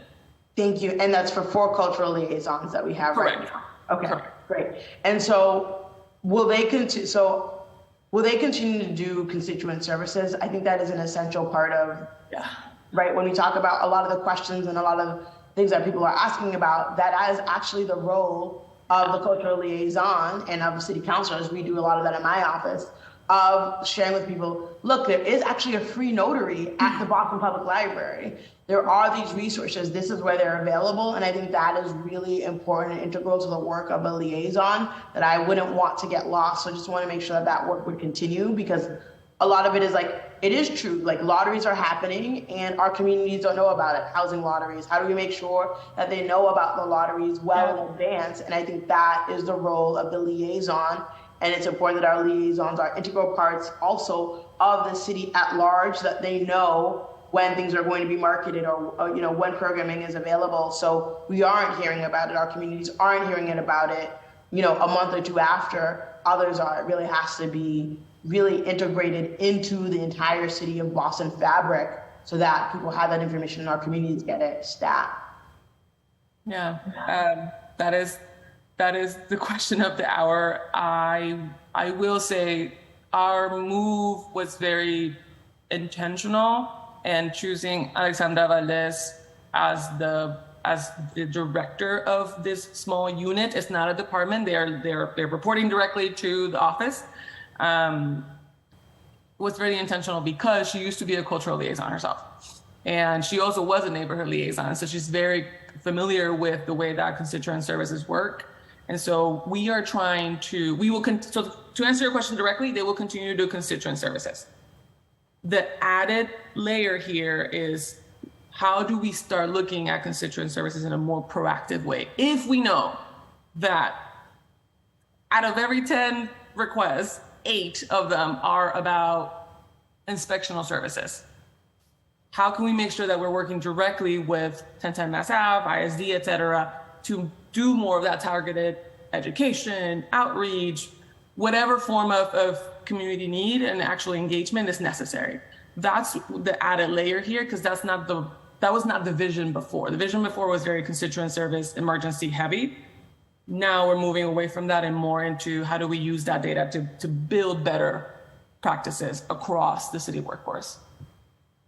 Great, thank you, Chief Savannah. I'm Councilor Coletta for District 1 out in East Boston, North End Charleston, is on the line. I want to give her an opportunity to speak as well and to ask any questions. Councilor Coletta, you have about 7 minutes to ask any questions of Chief Sonia Severa. And I also know you weren't able to give an opening.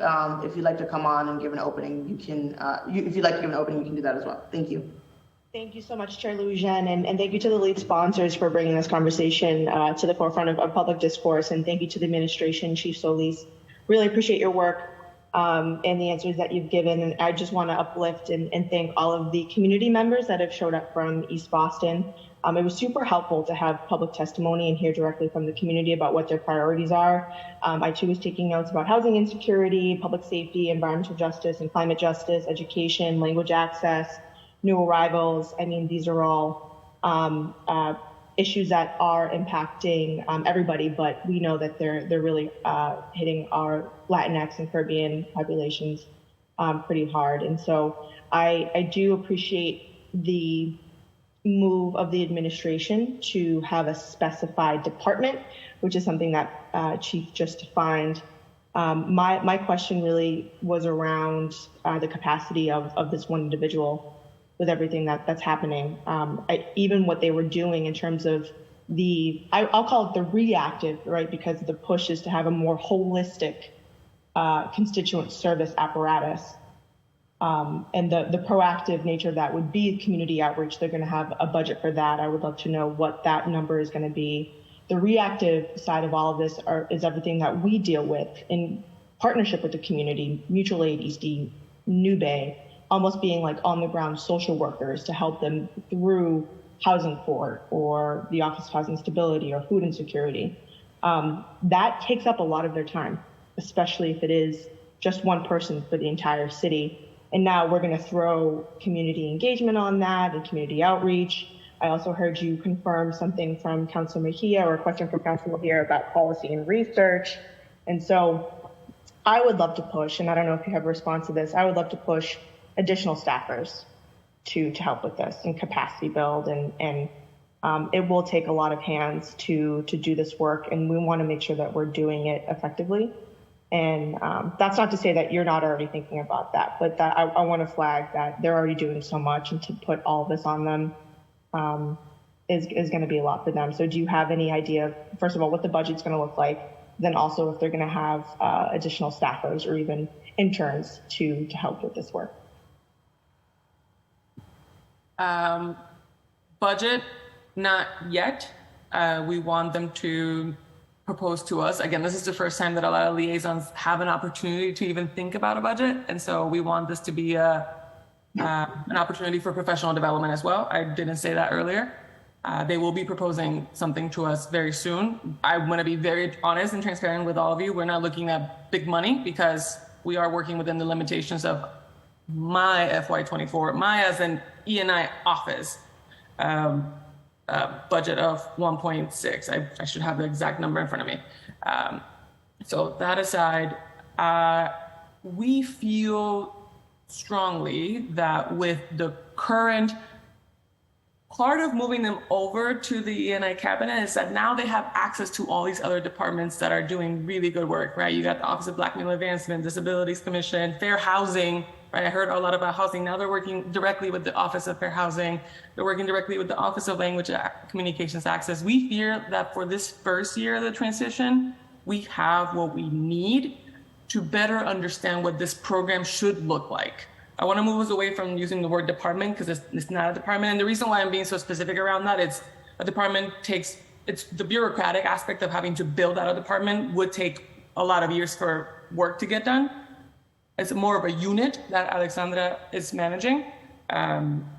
We have what it takes this year to understand what this program should definitely look like in the future. This is a complete shift away from visions of previous mayors into the Wu administration and how the cultural liaison should also be informing the transformation of designing and funding practices and policies throughout the city.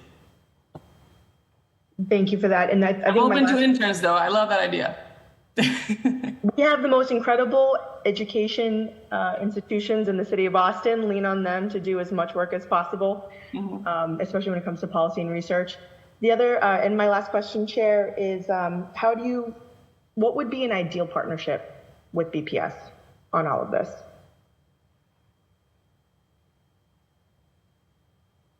For you, Chair, sorry. Or sorry, no, oh my goodness. For me? Excuse me, for the chief, apologies. Okay. We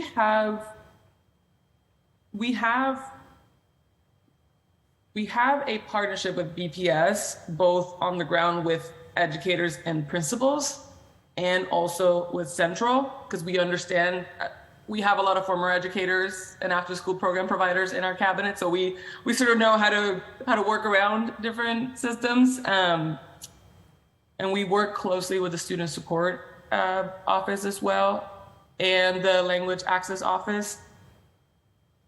You're posing a really good question about sort of the future of the cultural liaison model. I would definitely need the cultural liaisons to be working with the family liaisons at every school.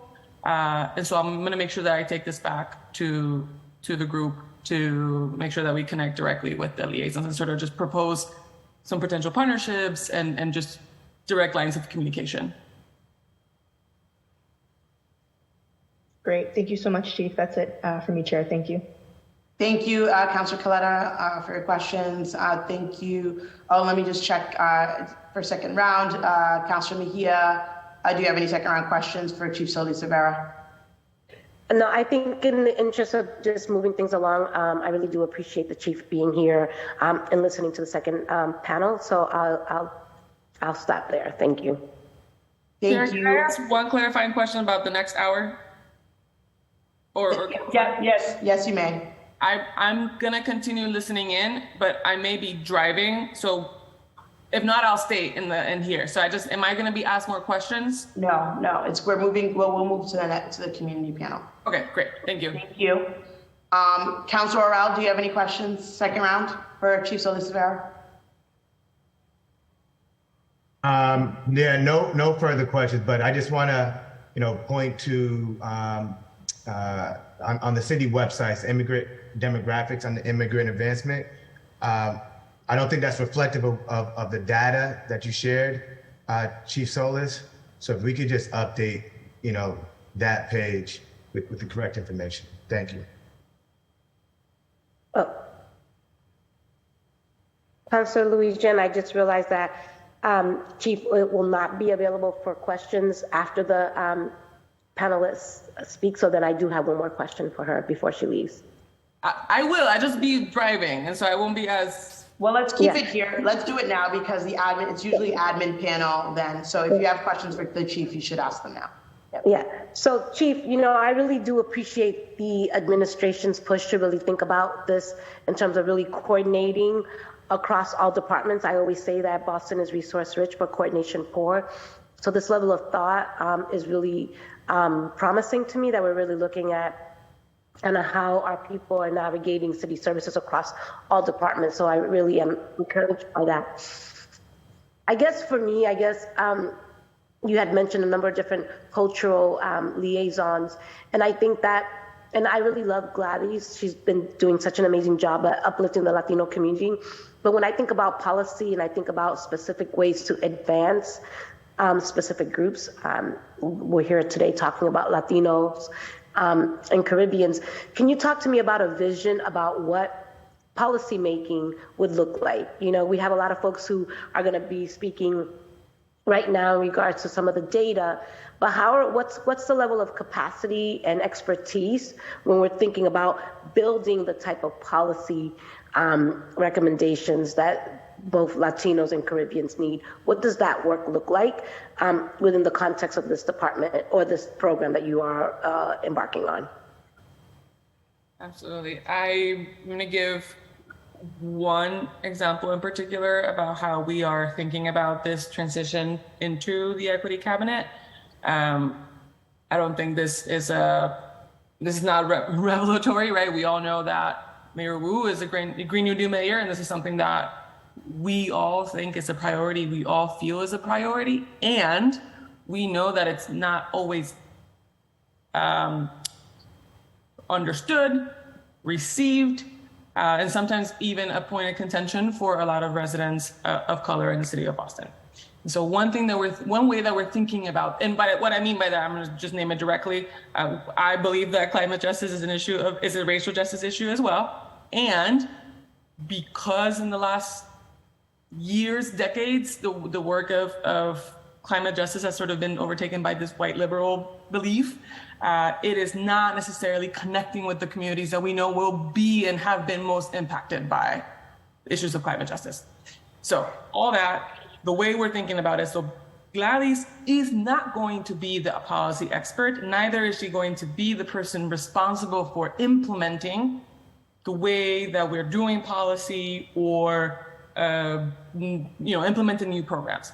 Gladys' responsibility will be, as we're thinking about the mayor's agenda for the Green New Deal, and we're planning 10 years from now, 5 years from now, a year from now, ensuring that Gladys is in the conversation, asking the right questions, or understanding what the questions even should be to community, and vice versa, bringing the concept of the Green New Deal out into the community, and so that we can better understand when we say Green New Deal, what does that mean? And whatever the language is and whatever the community is.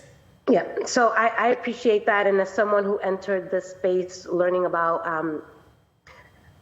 climate justice issues, because, my people are dodging bullets and struggling to put food on our table, we're not really thinking about the context of climate. So I'm really glad to hear that the mayor is going to be really looking at ways to educate us and get us all on board around that. So thank you for that.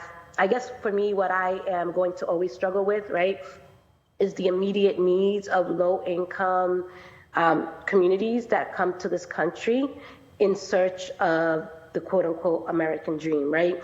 And I think that there seems to be a disconnect, and a lot of it is class, right? A lot of it is that this understanding and this belief, right? So I just really want to encourage us as we continue to talk about this. Gladys is already spread thin. I see her everywhere.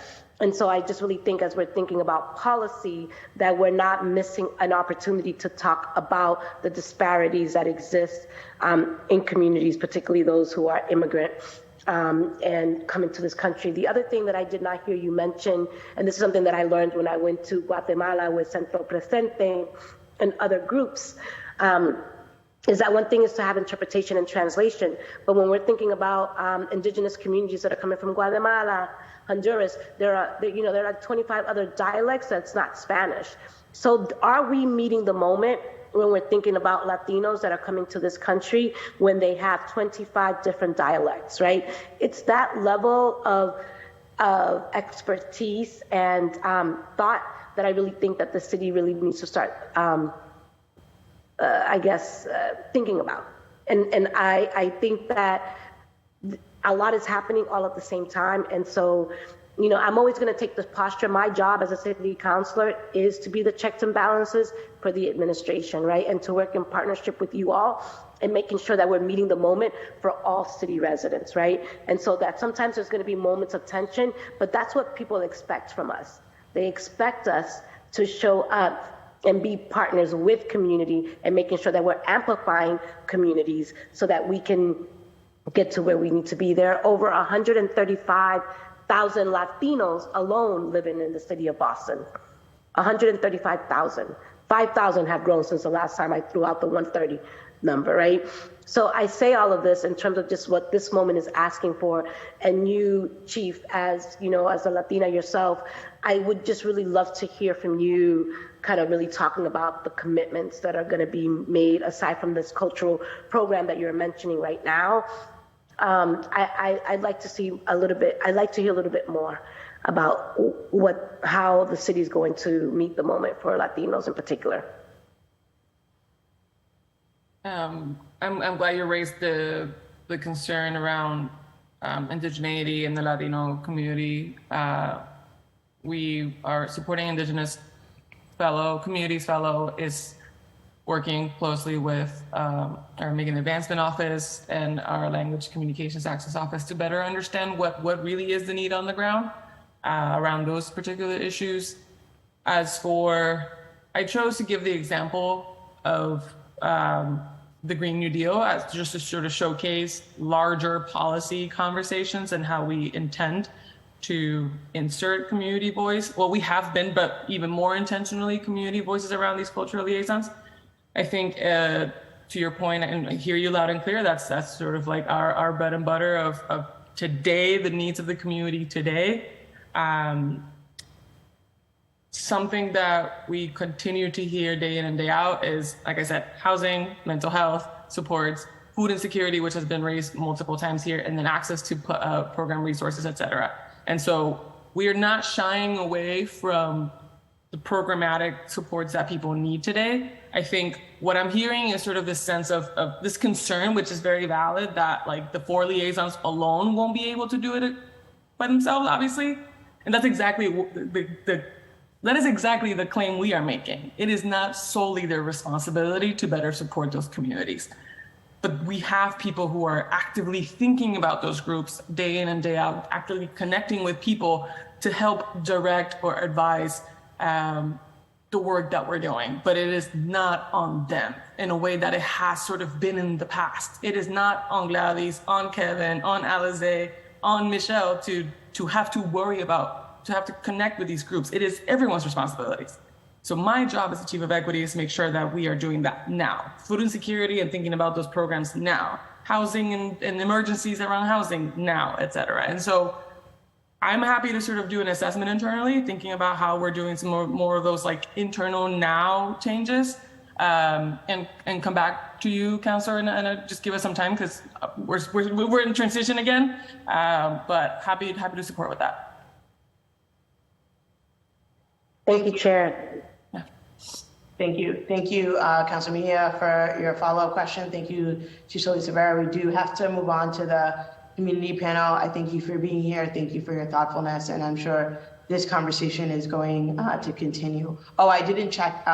Councilor Arroyo, do you have any second round questions for Chief Solis Rivera? No, thank you. All right. Thank you, Chief, and I know that you will be here, maybe driving, but thank you for staying around and listening to the community panel. Next, we will bring up the community panel that is Dr. Lorna Rivera, Dr. Nina Estrella Luna, Shanita Clark, and Danielle Johnson. If they are all present, let me just make sure. Hi, Dr. Lorna Rivera, I see you. I see Dr. Nina Estrella Luna. I see Shanita Clark. and I see Danielle Johnson. Okay, thank you everyone for being here. In the interest of time, we're gonna try to keep everyone to a strict 5 minutes for any opening comments that you'd like to share, and then my council colleagues will each have 5 minutes to ask questions of the panel, and if we need to, we'll do a second round. So we are going to start with Dr. Lorna Rivera. You now have the floor. Thank you so much, Madam Chair. And I wanted to begin by asking if I can share my screen and my slides for a presentation. You may. Okay, thank you. So good morning, everyone, and almost good afternoon.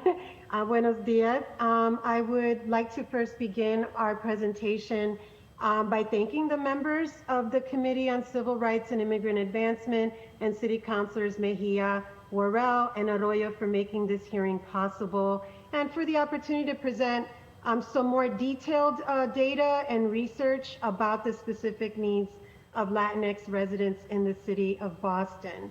I am Professor Lorna Rivera, the director of the Gaston Institute for Latino Community Development and Public Policy at the University of Massachusetts in Boston. And the Gaston Institute was established by the Massachusetts State Legislature in 1989 to conduct research about the growing Latinx community in our state. Our mission is to inform policymakers and the public about specific issues and needs affecting underserved Latinx communities. So I wanted to share a couple of slides that are some key research data that show essentially that there are persistent challenges that affect the many different Latinx populations and that justify the need for a dedicated office within city government to address these needs and concerns. As you're seeing, I'm going to start with slide 1 here. As was noted earlier, the Latinx community in Boston is growing. According to the 2020 census, we are now over 135,000 Latinx, and about 19.5% of Boston's population is now Latinx.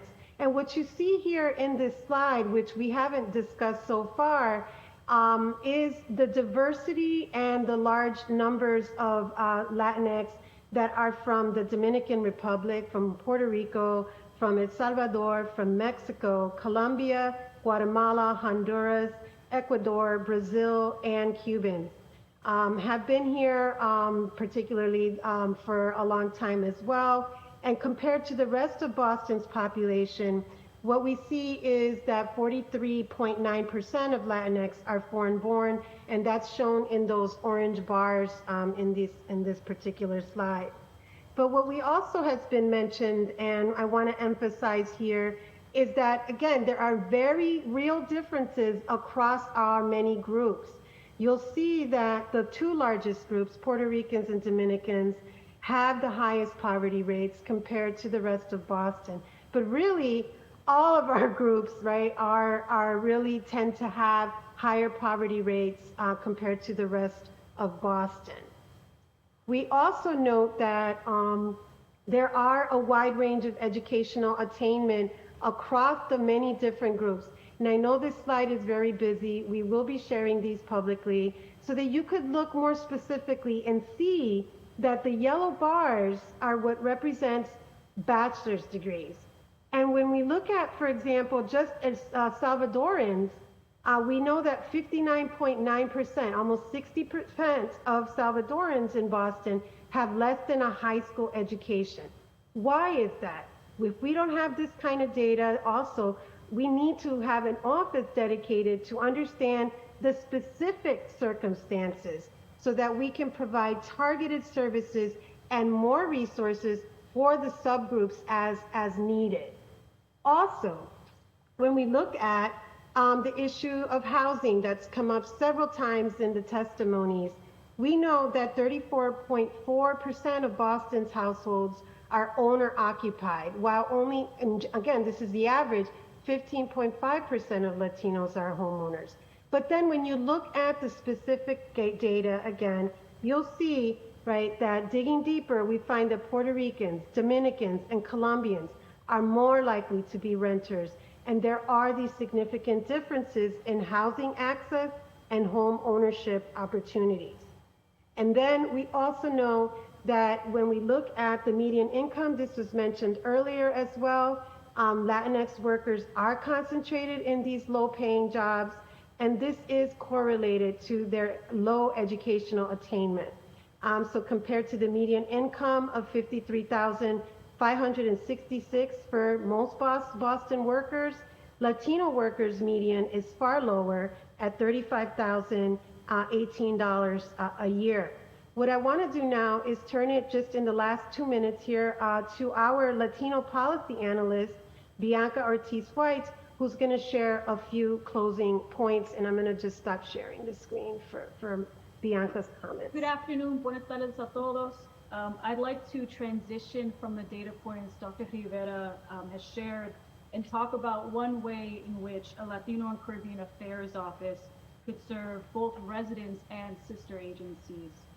So recently, we here at the Gaston Institute partnered with the Gerontology Institute, which is the study of aging, and the Age Strong Commission to better understand why there are low take-up rates among residents who are BIPOC elders with regards to the services the Age Strong Commission offers. In my interviews with local advocates and service providers that work with Latinx elders, many echo the same sentiments. The Age Strong Commission, whereas they mean well, they have great services, they do not know how to engage with the Latinx community, let alone Latinx elders. For example, the Commission relies on promoting their services online and through printed material. In our community, Latinx elders have low literacy rates and typically do not know how to use a computer or have access to a computer, which leaves those efforts ineffective. Another issue I heard is in regards to childcare. Many Latinx elders are care providers for their grandchildren. So if childcare isn't offered at Age Strong promoted events, elders aren't likely to attend, which then exacerbates issues of social isolation. So thinking about these challenges, all of the challenges that we heard in the public testimonials, we believe one way the Latino and Caribbean Affairs Office could function is as a resource that helps other sister agencies understand how to engage the racially diverse, the linguistically diverse, ethnically diverse Latinx community here in Boston. This could be through trainings, particularly on how to be culturally responsive. So what does it mean for an agency to be culturally responsive? When an agency is culturally responsive, they embrace equal access and enact changes aimed at reducing disparities and disproportionality in their services to improve equitable outcomes. Most importantly, it means an agency understands the customs, experiences, and perspectives of particular groups. With this knowledge and understanding, an agency can better engage communities and promote participation in critically important social programs. So in closing, Latinos are a large and growing population in our city. They are our neighbors and our co-workers. They make vital contributions to our city, and there is much more potential for prosperity and greater well-being. The city is bound together with the future of Boston's Latino and Caribbean communities. Our communities are not self-contained, and the benefits of improving economic and physical health for Latino families, businesses, and neighborhoods will ripple out throughout the city, advancing the success and well-being of Bostonians. Thank you. Thank you. Thank you very much for your testimony and your presentation. I appreciate the data that you shared with us. Next, we're moving on to Dr. Nina Estrella Luna. You have 5 minutes starting now. Good afternoon, everyone. Just checking, can you hear me? We can hear you. Thank you, Doctor. Great. All right, so I'm very happy to be here. For those of you who don't know who I am, I'm Dr. Nina Estrella Luna. I'm currently the owner and principal of Star Luna Consulting, which provides anti-racism and social equity research, education, and general consulting services Prior to this, I was a university professor for 15 years. My area of work is in law and social policy and political sociology, and I've also been an environmental and social justice advocate for over 20 years. So as an academic and as a consultant, I have done research that documents the disparities that the Latinx and Caribbean peoples here in Boston experience, all of which resonates with what our neighbors who testified earlier, what my fellow panelists have shared and no doubt will share in the next two testimonies. But more importantly, however, is the research that I've done documenting the role that public institutions have played in producing or reinforcing those disparities. So for example, in a study we released earlier this year, my team and I documented the various ways in which the city of Boston contributed to the racial homeownership gap, which is one of the largest factors in the racial wealth gap. What I'd like to spend my time talking about is not so much those disparities, but what an Office of Latino and Caribbean Affairs could do to attend to the needs of the diverse and growing Latinx and Caribbean community in Boston. And these suggestions, these recommendations are based on my experience as an advocate, as a co-founder of Mutual Aid Eastie, as a consultant who has worked with and continues to work with local, state, and federal government agencies, including the City of Boston, to integrate anti-racist and equity-centering approaches in their programs, in their policies, and in their decision-making practices. So there are at least 3 possible functions for this office. The first, as Bianca had just mentioned, is to serve as a resource to the City of Boston itself.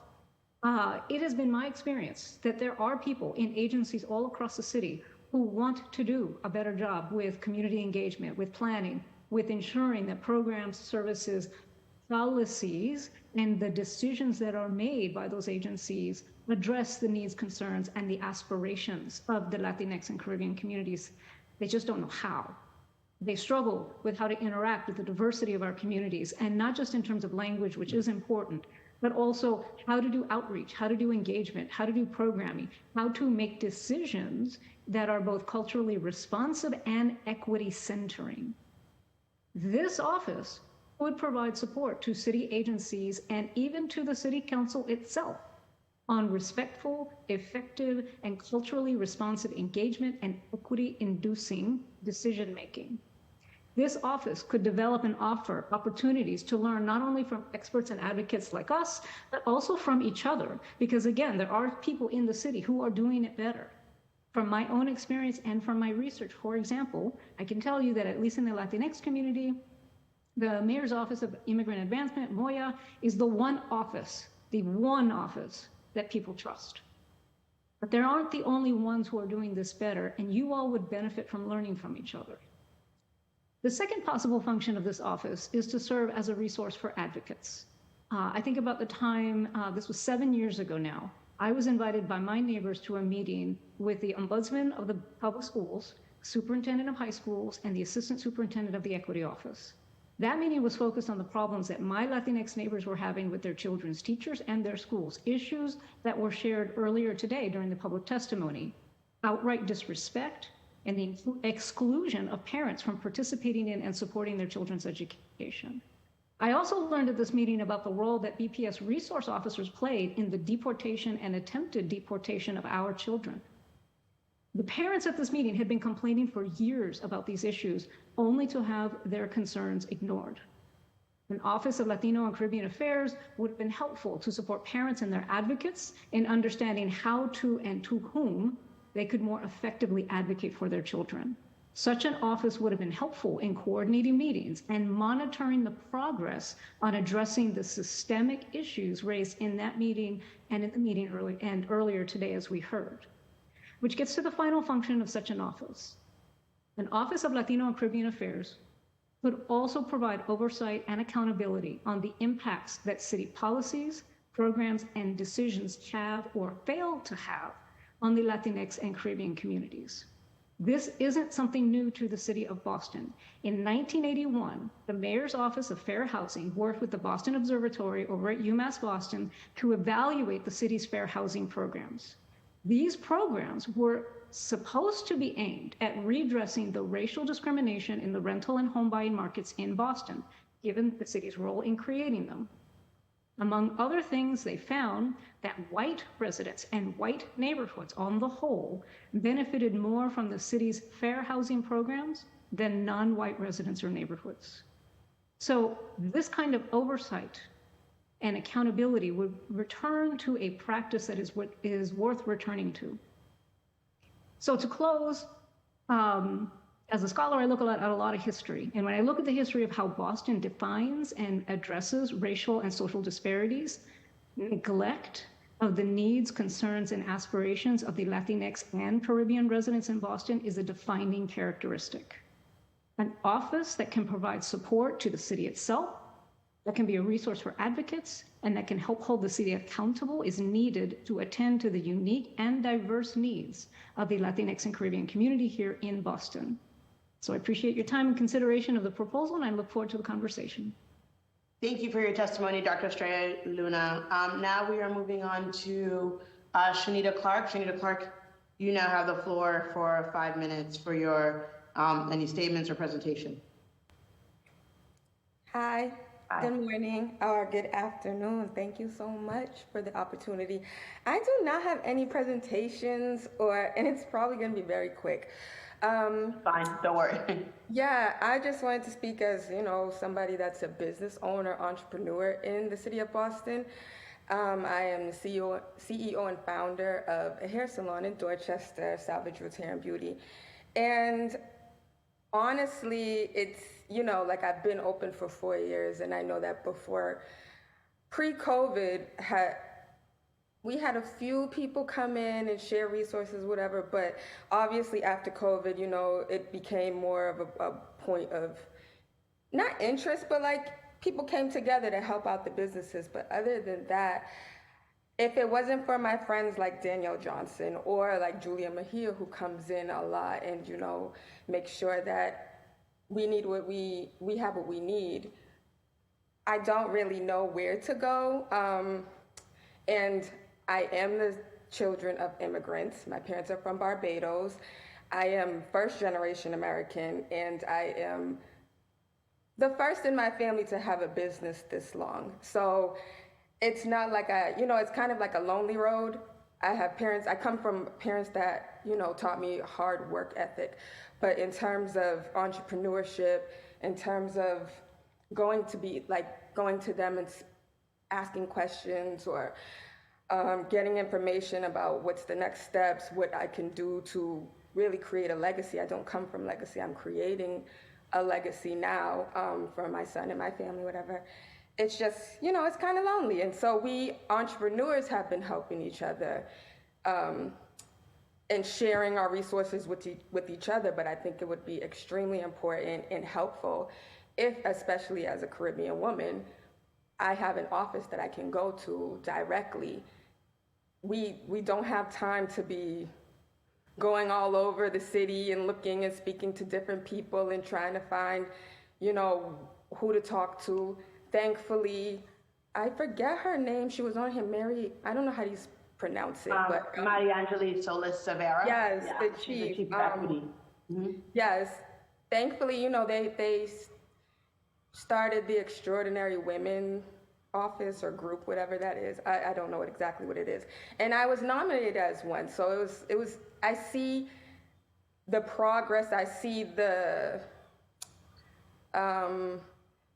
opportunities, I guess, coming about. But in terms of having an office that's not just for us, but bringing us together, especially as big as the Caribbean is important. And even just on this call, again, I'm grateful that we have this call, but the Caribbean, I didn't really hear us have much of a voice in terms of non-Latino Caribbean countries. So even in this space, you can see kind of where we get left out. And yeah, I think I've said everything that I wanted to say today, but thank you again. Thank you, Shanita, for your testimony, and thank you for being a business owner and for creating a legacy for you and your son. Just want to give you your flowers, and I know how difficult it is navigating city bureaucracy. And as a daughter of Haitian immigrants, doing that all on my own myself too. I really identify with what you shared. So thank you, Shanita. Thank you. Hopefully you'll stay on for further questions. Next, we have Danielle Johnson. Danielle Johnson, hello. Hello. How are you? You now have the floor for 5 minutes. Hi, everybody. My name is Danielle Johnson, and I, too, am a business owner. I own Spark FM, a radio platform for urban and Caribbean as an Afro-Latino and Latinx in some type of way. My mom is from Honduras, and my dad is from Trinidad. So this is very important for people like me. Who come from different cultures that intersect a lot. But like Shanita said, even in this conversation, we've seen that Latinx is kind of, the Caribbean is kind of like pushed behind that. And although we do have a lot of intersectionalities, we do need to really kind of differentiate the differences between the two. So I'll start there. A couple of other things. Home ownership, education, when it comes to business economy, oftentimes we are just kind of lumped in with everybody else, Black women, Latinx, whatever. But there are some very small nuances that we do have to address. When it comes, I believe in the city of Boston, the immigrant population makes up a really, really large number of businesses, home ownerships, different things like that.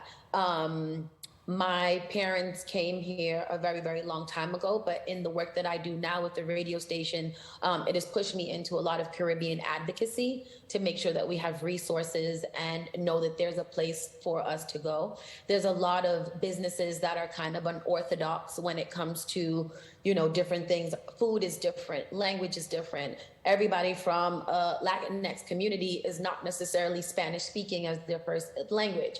So onto what Julia said earlier about the different dialects and things like that, even here we're doing a lot of interpretation. And even though I, from a mother who is fluent in Spanish, it didn't pass on necessarily to us. So there's a lot of different things that we do need kind of specifics for, that we don't really have a place or a belonging to, and often kind of put in as an afterthought. So having a place that we can kind of go to, where we can ask specific questions about what we're dealing with or what we need, or resources and things that what we, could help us excel, are good. The only time the Caribbean I see is really kind of promoted or celebrated is during the Caribbean Carnival, which has been around for about 50 years now. And until that last week in August, when everybody seems to be coming together, you don't really hear about it. Now, June is, Caribbean Heritage Month, but even that month has been shared with many other groups or marginalized groups. So it's again, like we're in there with everybody else, but there's nothing really specific to say, hey, this is for you. These are resources specific for you. These are grants. These are a place that you can go. This is someone who is literally there for you. Now, I've been fortunate, very, very fortunate to have a lot of friends in really good places, especially the city council, who I have been fortunate enough again, or privileged enough again, to be able to navigate the system of business management and business ownership. But had I not, I think that I would be like a lot of my other counterparts that are kind of just searching for where to go and what to do. So I just wanted to push that to, just to the forefront, that even when we're talking about, Latin and Caribbean heritage and resources, that there needs to be some type of equality and equity in even that discussion to make sure that we're represented in a lot of different ways. And that might be a lack of resources because a lot of Caribbean people don't necessarily know that these hearings are happening, or know that there is a call for information or call for what are your needs. And if we don't know about it, we can't be present. So therefore we're a little bit pushed back again because we're in the minority, even when we're talking about the minority. So yeah, it's a very broad scope that needs to be kind of detailed out a little bit more. And I think that is, like, we've been able to survive, but I think that there's a lot more that we can do to help us advance instead of just surviving. Nobody wants to survive. We all want to excel and want to be, take the right steps to advance. And I think that until there is specifics around resources, grants, many other things, I think that we'll continue to just survive. And that's not anybody's, goal. Thank you. Yeah, thank you, Danielle, for your testimony. Survival is nowhere near enough. A lot of us, my parents were surviving. They were surviving so that I could thrive. And so our idea is like, how are we thriving and setting up our communities for thriving? I also want to thank you all for pointing out the really important thing here is to really look at the data and disaggregate it. We, when we're talking about Latino and Caribbean communities, there's overlap, but there's significant distinctions when we're talking about the two groups and the needs of the two groups. That's because someone who is Haitian American, someone who grew up in a Caribbean community, and just there's a lot of cultural dynamics at play, even when you look at the data. Data is presented specifically on Latino community, which is really, really important, but not necessarily going towards the Jamaican community, the Bayesian community, the Haitian community. And so it's important that, when we're talking about allocating resources, we do that, but we do that in a culturally sensitive manner that is responsive to the needs of groups and where no group feels like they're being sidelined for another group. So thank you so much for your testimony. Now I'm gonna go to Councilor Mejia to see if you have any questions for the panel. And for this round, I'll do 7 minutes again, and then we'll see if we need to do a second round. So.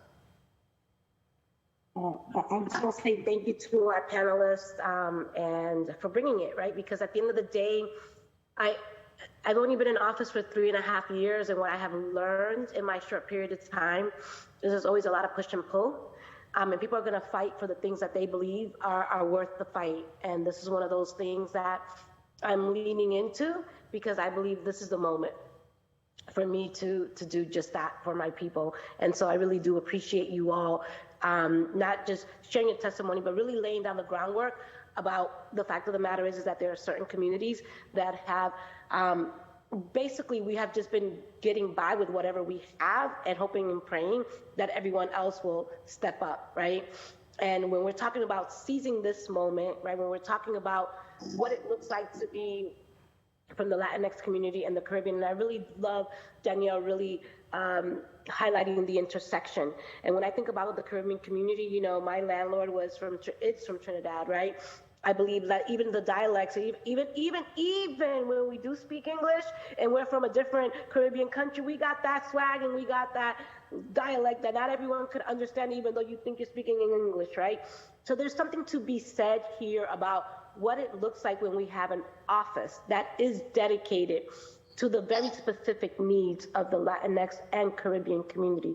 And with that, I'd like to ask anyone here on the panel, why this, right, as opposed to just an Office of Immigrant Advancement, right? Because, we've heard that there's already an Office of Immigrant Advancement.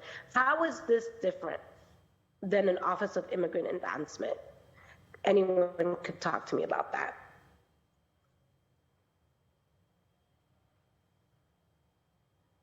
If I don't mind jumping in, I think it goes to the point that Shanita and Danielle just made, right? Like, we're all lumping everyone together and not really addressing the specific needs, right? Like those differences. Like Latinx are like over 21 different countries, same situation, right? We need to disaggregate that data as well for the Caribbean communities.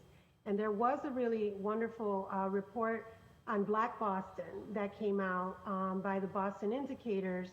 And that report really broke down, the numbers of Haitians and the numbers of, actually really the numbers of Afro, even Latinx, right? Which are the Black Puerto Ricans, Black Dominicans. So it really got into understanding who is the Black community in Boston, because there are these different needs.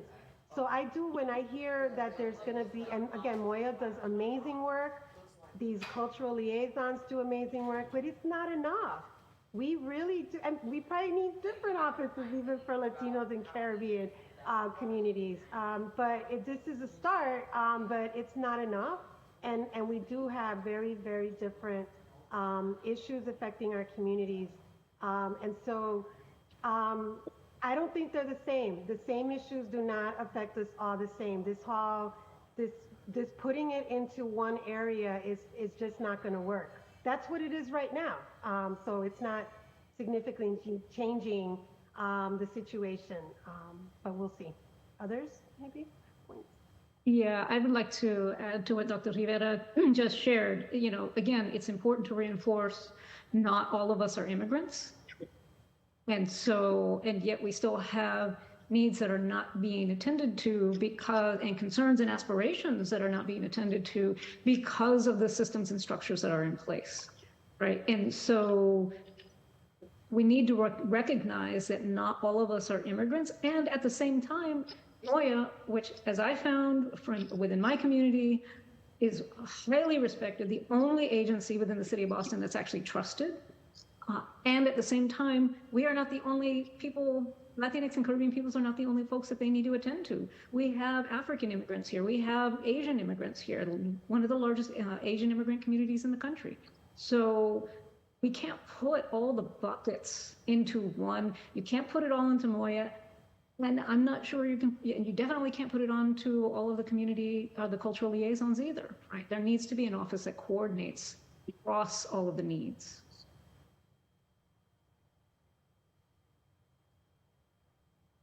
Thank you for that.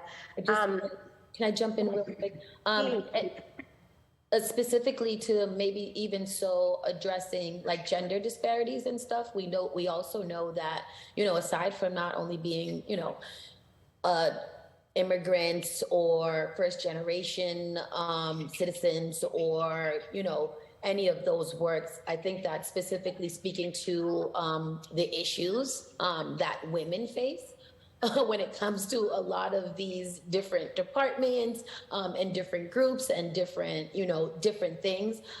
We all know what those barriers are for women, especially when you come from, you know, not completely American heritage.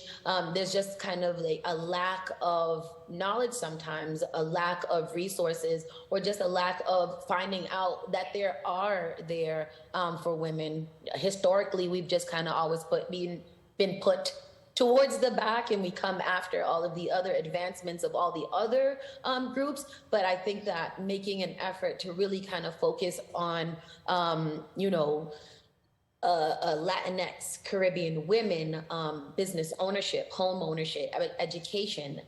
It's really important because we are seeing that we excel in those areas a lot, but there's still a lack of resources and data that we're dealing with or that we have access to.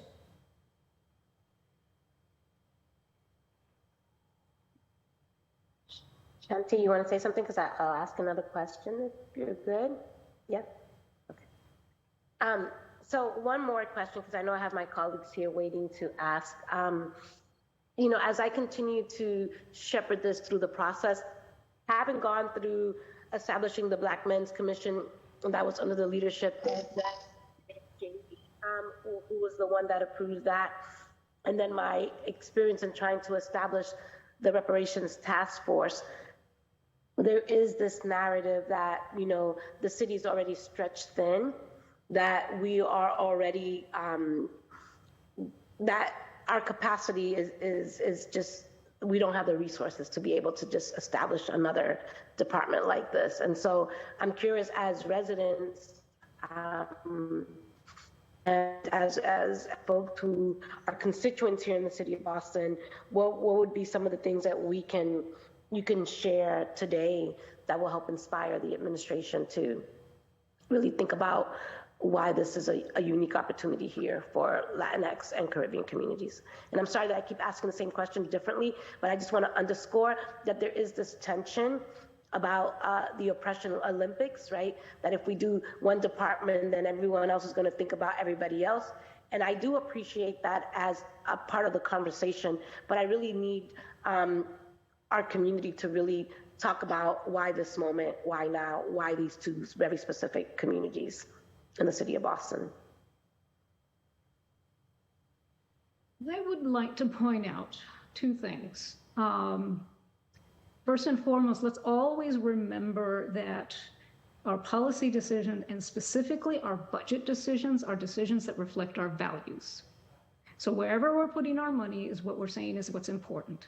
And every time I look at the budget, I can tell exactly what the values of the city of Boston are. Right? And they're not in education, they're not in public works, they're not in the things that help me and my fellow small business owners on the panel here, make sure that our businesses are sustainable and doing well and supported, right? So anytime anybody says we don't have enough resources, I would just say, look at where you're putting your resources, and do we need our resources there, especially our money? The other thing that I would like to point out is that from what the chief had mentioned earlier today, China is the second top country of immigrant heritage in the city of Boston, and yet we don't have a Chinese cultural liaison. So how are we attending to the needs of the Asian community? I am not Asian, so I cannot speak to whether or not the Asian community even wants such an office. That is a conversation that needs to be had with that community. And it's a conversation worthy of having with that community. But we are already not even attending to the second largest immigrant group in the city of Boston. So questions about, are we stretched too thin? We don't have the resources, to me, just feel like, honestly, it feels like excuse making. And I don't think we should accept it.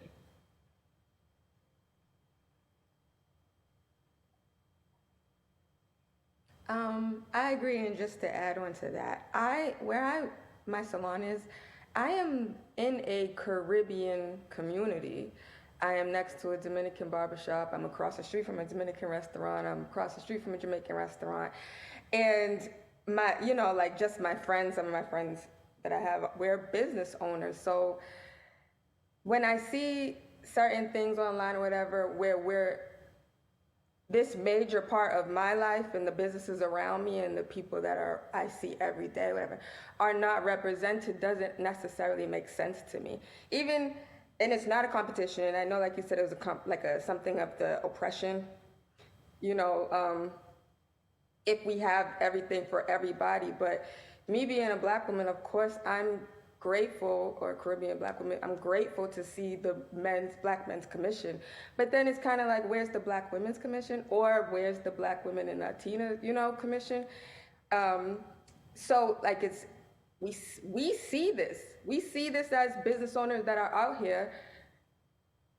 I don't like the word surviving, but yeah, I guess, it's thriving or surviving. We're making a way, but just to say that some can get and not all. There has to be more equality across the board.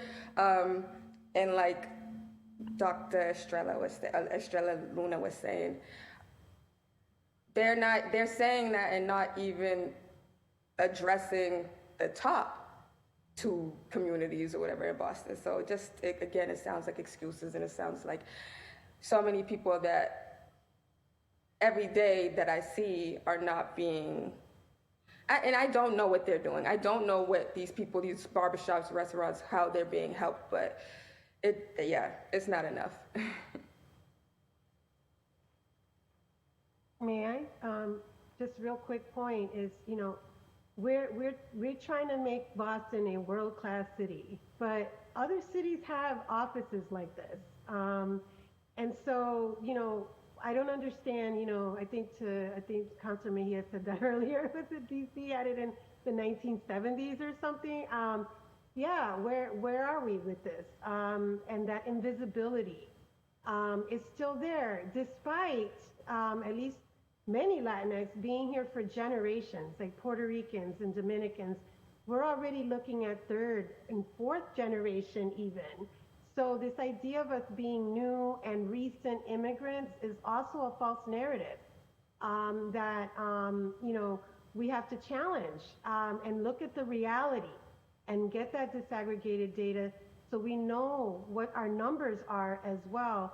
Because even the numbers that we presented from the Gaston Institute, the 2020 census, was undercounting. So we know, right, that there's even more Dominicans, there's more Salvadoreños here, and that there are these differences, right, of like, if you're coming here fleeing violence and trauma, right, there might be more, there's definitely gonna be more mental health needs there. Unaccompanied minors, our youth, right? We have to really understand these issues, have coordinated services, but we need the facts too, right? Of like, what are our histories even being here in this city, and why our city continues to ignore and maybe even marginalize some of our communities in terms of representation. If, with your permission, I would like to pick up on one point that Dr. Rivera just shared. The history of both Latinx and Caribbean people in Boston is very long. Barbadians, Jamaicans, Guadeloupeans, other Caribbean folks, West Indian folks have been coming to Boston since the 19th century. They have been a community in Boston since the 19th century. Puerto Ricanos and Cubanos have been coming here since the 19th century. We have, and that's documented, not well, but it's documented. So we know that our communities have been here for a long time, and yet we are still experiencing all of these disparities. So what is the city doing to uphold its end in creating equity?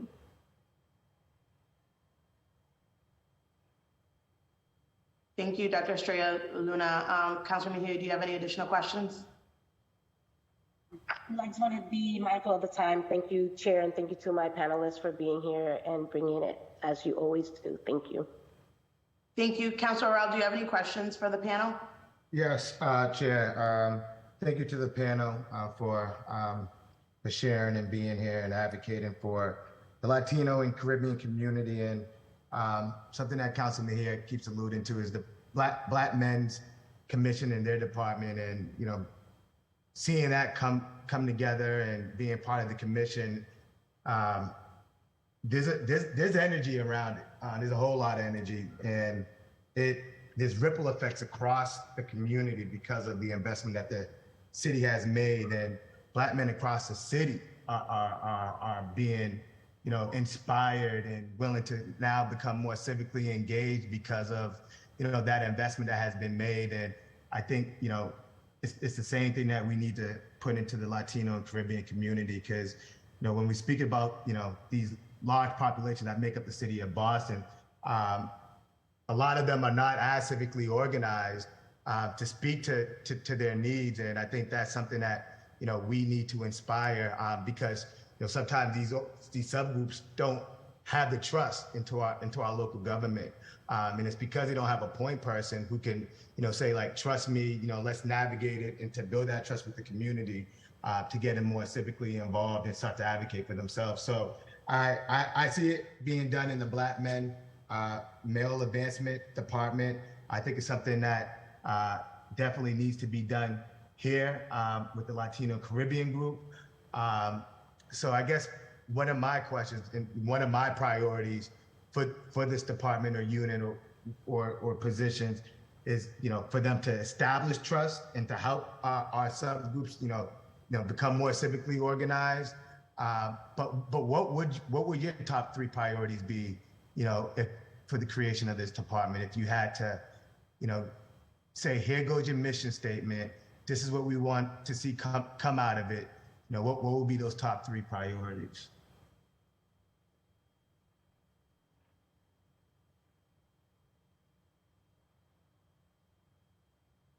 Councilor Rowell, are you addressing this question to any panelists? I didn't. No. It was an open question to anyone who wants to just jump on. If anybody would like to jump in and answer.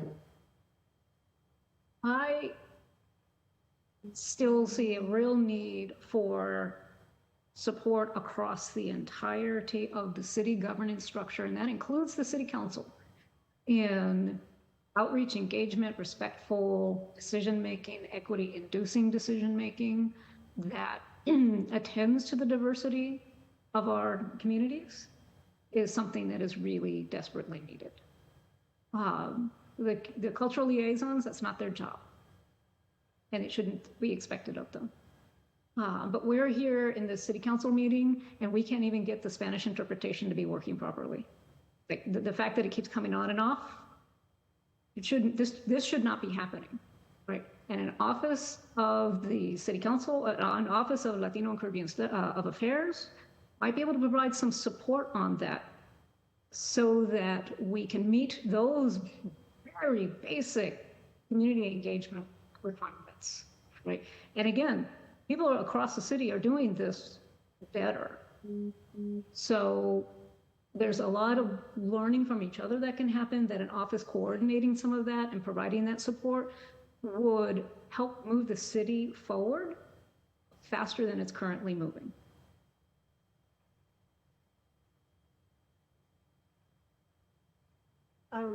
Thank you, Dr. Estrella Luna. I would add too, just a point, and actually Councilor Worrell raised that earlier about just going to the city's website and not seeing, updated data, right, about the different immigrant groups. And so definitely having that infrastructure, right, of, disaggregated data, like what we, like our institute and others do.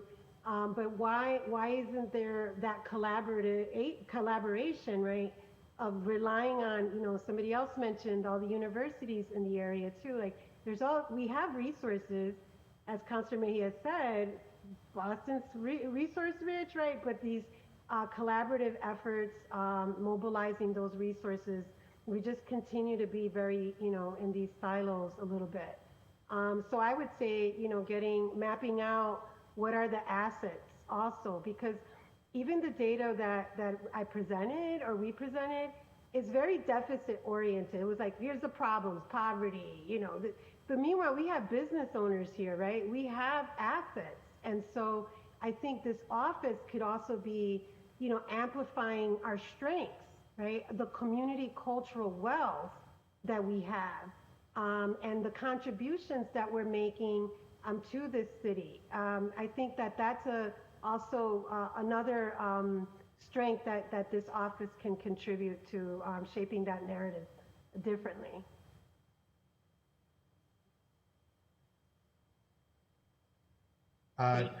Yeah, thank you. Oh, go ahead. Sorry. No, Councilor, I was just checking this. There's a bit of a lag, so checking. I saw Shanita come off of mute. Okay. I think it's my thoughts are just a little bit like simpler of, yes, the community engagement, which is like coming around and meeting people, like the old school way of doing things. That's how I met Councilor Mejia. She came into the salon. She's been in there, a few times, and not just, there have been people kind of who come around and want to hear about how COVID has affected us in a bad way or whatever. But like to have people consistently check on you and consistently want to hear what's going on and what you need, or just really just meeting you is huge. And we are the community, especially like a hair salon, right? So many new people come in from different cities or whatever. We have conversations. We are a hub. So it's like, and a lot of times we might not meet people or know people unless it's time for maybe something that they need. And I'm not just saying that it's on the government or counselors or whoever to always come and meet us. Yes, we have to put in action as well. But in response to something like how can we build trust, we could start with that, like old school things. Thank you for that. And I'm just reflecting on, my upbringing. My mom is Jamaican, my dad is from Barbados, and even, they're both Caribbean, but, based on even like in their respective countries, like there's just so many differences. And when I think about my uncles who are Rastafarian, who don't engage that much in politics, but, whether they own homes or they pay their taxes, like, there's no one that's kind of like reaching out to them or those different subgroups to hear what they're saying, although they're, active participants here in the city of Boston. So I do think that, we could do better as a city. But my last question is for Dr. Rivera was there any In your data, was there any difference between like foreign born and U.S. born not immigrants, but cultural groups? Was there any difference? Absolutely, Councilor Worrell. Like you can see, for example, that Hondurans there's more Hondurans that are homeowners. You saw Salvadorianos have the lowest educational attainment. And you can look at this data across the board, like in terms of all these issues, right? Why is that? Like, well, it shows again that we have different migration experiences, or the longer we're here. In a lot of the public health research, we find that they call it the Hispanic paradox. And why is it that recent immigrants have healthier diets, for example, or health outcomes, right? That you would think they would be struggling more. Well, because they're closer to the culture, they're eating their native foods. So we have to really get at those differences too between the assumptions that we make about recent immigrants, right? Because we have like Puerto Ricans that have been here, what are U.S. citizens who've been here for generations, and Puerto Ricans actually have the worst outcomes in terms of poverty, unemployment. So, how do we, again, to your point, right? Like there are these huge differences. So how do we understand that if we don't have a dedicated office and like intentionality to look at those differences rather than lumping us all together? I agree, Dr. Rivera, and I would love to kind of get into that, and that's what this group, hopefully department will do. But I have no further questions, and thank you again for all your advocacy. Thank you, Chair. Thank you, Councilor Rao, and I just want to thank the panelists for the information that you provided. I think it's incredibly important that we have a city, and I know this as a First Haitian American on the Boston City Council, I spend so much of my time letting my community know of the resources that already exist because of language barriers, because not access to cell phone, because of all of that, because never feel like they have a government that's responsive to them. So it's incredibly important that we continue to find ways to like really connect residents to the resources that exist in our city. That's why I'm always a big advocate of not relying too much on 311 data, because when you disaggregate that data, you are looking at communities who are more affluent, who have more of a stronger belief in government because there's been a return on their responses, than people who have been disaffected as a result of a government sidelining and excluding them for years. So you'll have certain communities, certain neighborhoods not using 301. So how do we make sure that we are elevating the needs of communities even when we're not hearing from them? And how are we, I think Shanita was talking to mention this, like how are we meeting people where they are? Really, that's the work of city government. If you are really being intentional, is about getting out of City Hall and making sure that you're deeply rooted in communities. So I thank everyone for their presentation. Look forward to hearing and reading and seeing more disaggregated data about communities, especially I think Dr. Rivera, you talked about from an asset perspective, right? Like the fact that there are 35% people in the city of Boston who speak another language than English at home, that is an asset. And we need to like really think about it as such. Oftentimes we are thinking about it from a deficit mindset because there are people who do need to learn English, and we do need to make sure that we are addressing the trauma that people are experiencing, especially our new arrivals. But also, how do we use this as an asset? To have a city that's 35% English speak, 35% another language at home, 29% foreign born, and to have all of these assets here in our city, I think there's a lot more work that we can do. Also, just wanted to say, Dr. Shreya Luna, you mentioned the interpretation. I just wanted to mention for the record that how it usually works is that we have an interpreter that has two devices so that both simultaneous translation is happening and there's a translator in here. That did not happen at the beginning. I want to thank Emily, our Spanish interpreter, because you've done an amazing, amazing, amazing job. I think this is maybe one of the first times, but that's usually what happens. It's just we have not one of our routine interpreters. So, but usually we're able to pull this off. I wanted to thank everyone who has been here for being part of this discussion. I don't know if Councilor Mejia, if you had any closing remarks you wanted to share. Yeah, thank you, Chair, for hosting, and I just wanted to thank my my co-sponsors and more importantly the panelists, the community panel, and the administration for being here. I'm really grateful to the public testimony. I know that we have other videos that are going to be provided as part of the public record from Andrew Sharp and others from the different diaspora of the Caribbean community. So really looking forward to making sure that those videos get uploaded and read into the record. You know, at the end of the day, I'll end with what I started, is that our job on the council is to be the checks and balances for the administration. And when we have a community that is asking us to amplify and to fight for the things that they want to see, our job is to deliver and to work alongside our council colleagues to make it happen. And trust that you have my support as we continue to shepherd this along. And I just want you all to buckle up, because it's not going to be an easy ride. As all things that deal with policy making, we're going to have to fight for every single little thing that we get passed here on the council. So just know that we are here for it. At least I am, and I'm looking forward to working alongside with my community and those who have been here throughout the entire process. And I just want to thank Dr. Estrella Luna, Dr. Rivera, Danielle, and Shanti for not only just being here, but staying here throughout the entire time. I really do appreciate your leadership and all of the insight that you have brought to this conversation, because without you all, we would not be here. So thank you for your leadership.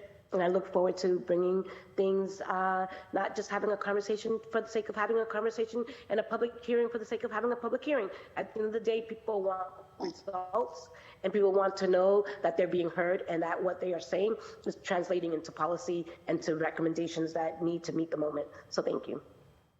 Thank you, Councilor. Councilor Arrell, do you have any closing remarks you'd like to make? Thank you to my co-sponsors. Thank you, Chair, and thank you to the panelists and the administration for all showing up. We'll continue this conversation. Looking forward to working with Councilor Mejia and Councilor Arroyo, taking the next steps on seeing what more can we do for our Caribbean and Latino communities. Thank you. Thank you, Councilor Arrell. Again, I want to thank the panelists. I want to thank Dr. Nina Estrella Luna. I want to thank Dr. Lona Rivera, Shanita Clark, Danielle Johnson for being here, not only present during this really important discussion, City Council hearing. As a chair of Civil Rights and Immigration and Advancement, these are the issues and questions that we need to really be centering in our community. I want to thank you for all of the work that you do on behalf of the city, whether as an entrepreneur, as an activist, as a community leader, as a researcher, as a multi-hyphenate. I'm looking at you, Danielle Johnson. I really appreciate all that you bring to our city, and thank you. This hearing is now adjourned. Thank you. And I also want to thank Central staff. This is a 3-hour-long hearing, and I know it's a lot for them. And to our interpreters, thank you very much for being here. So thank you. And again, this hearing is adjourned.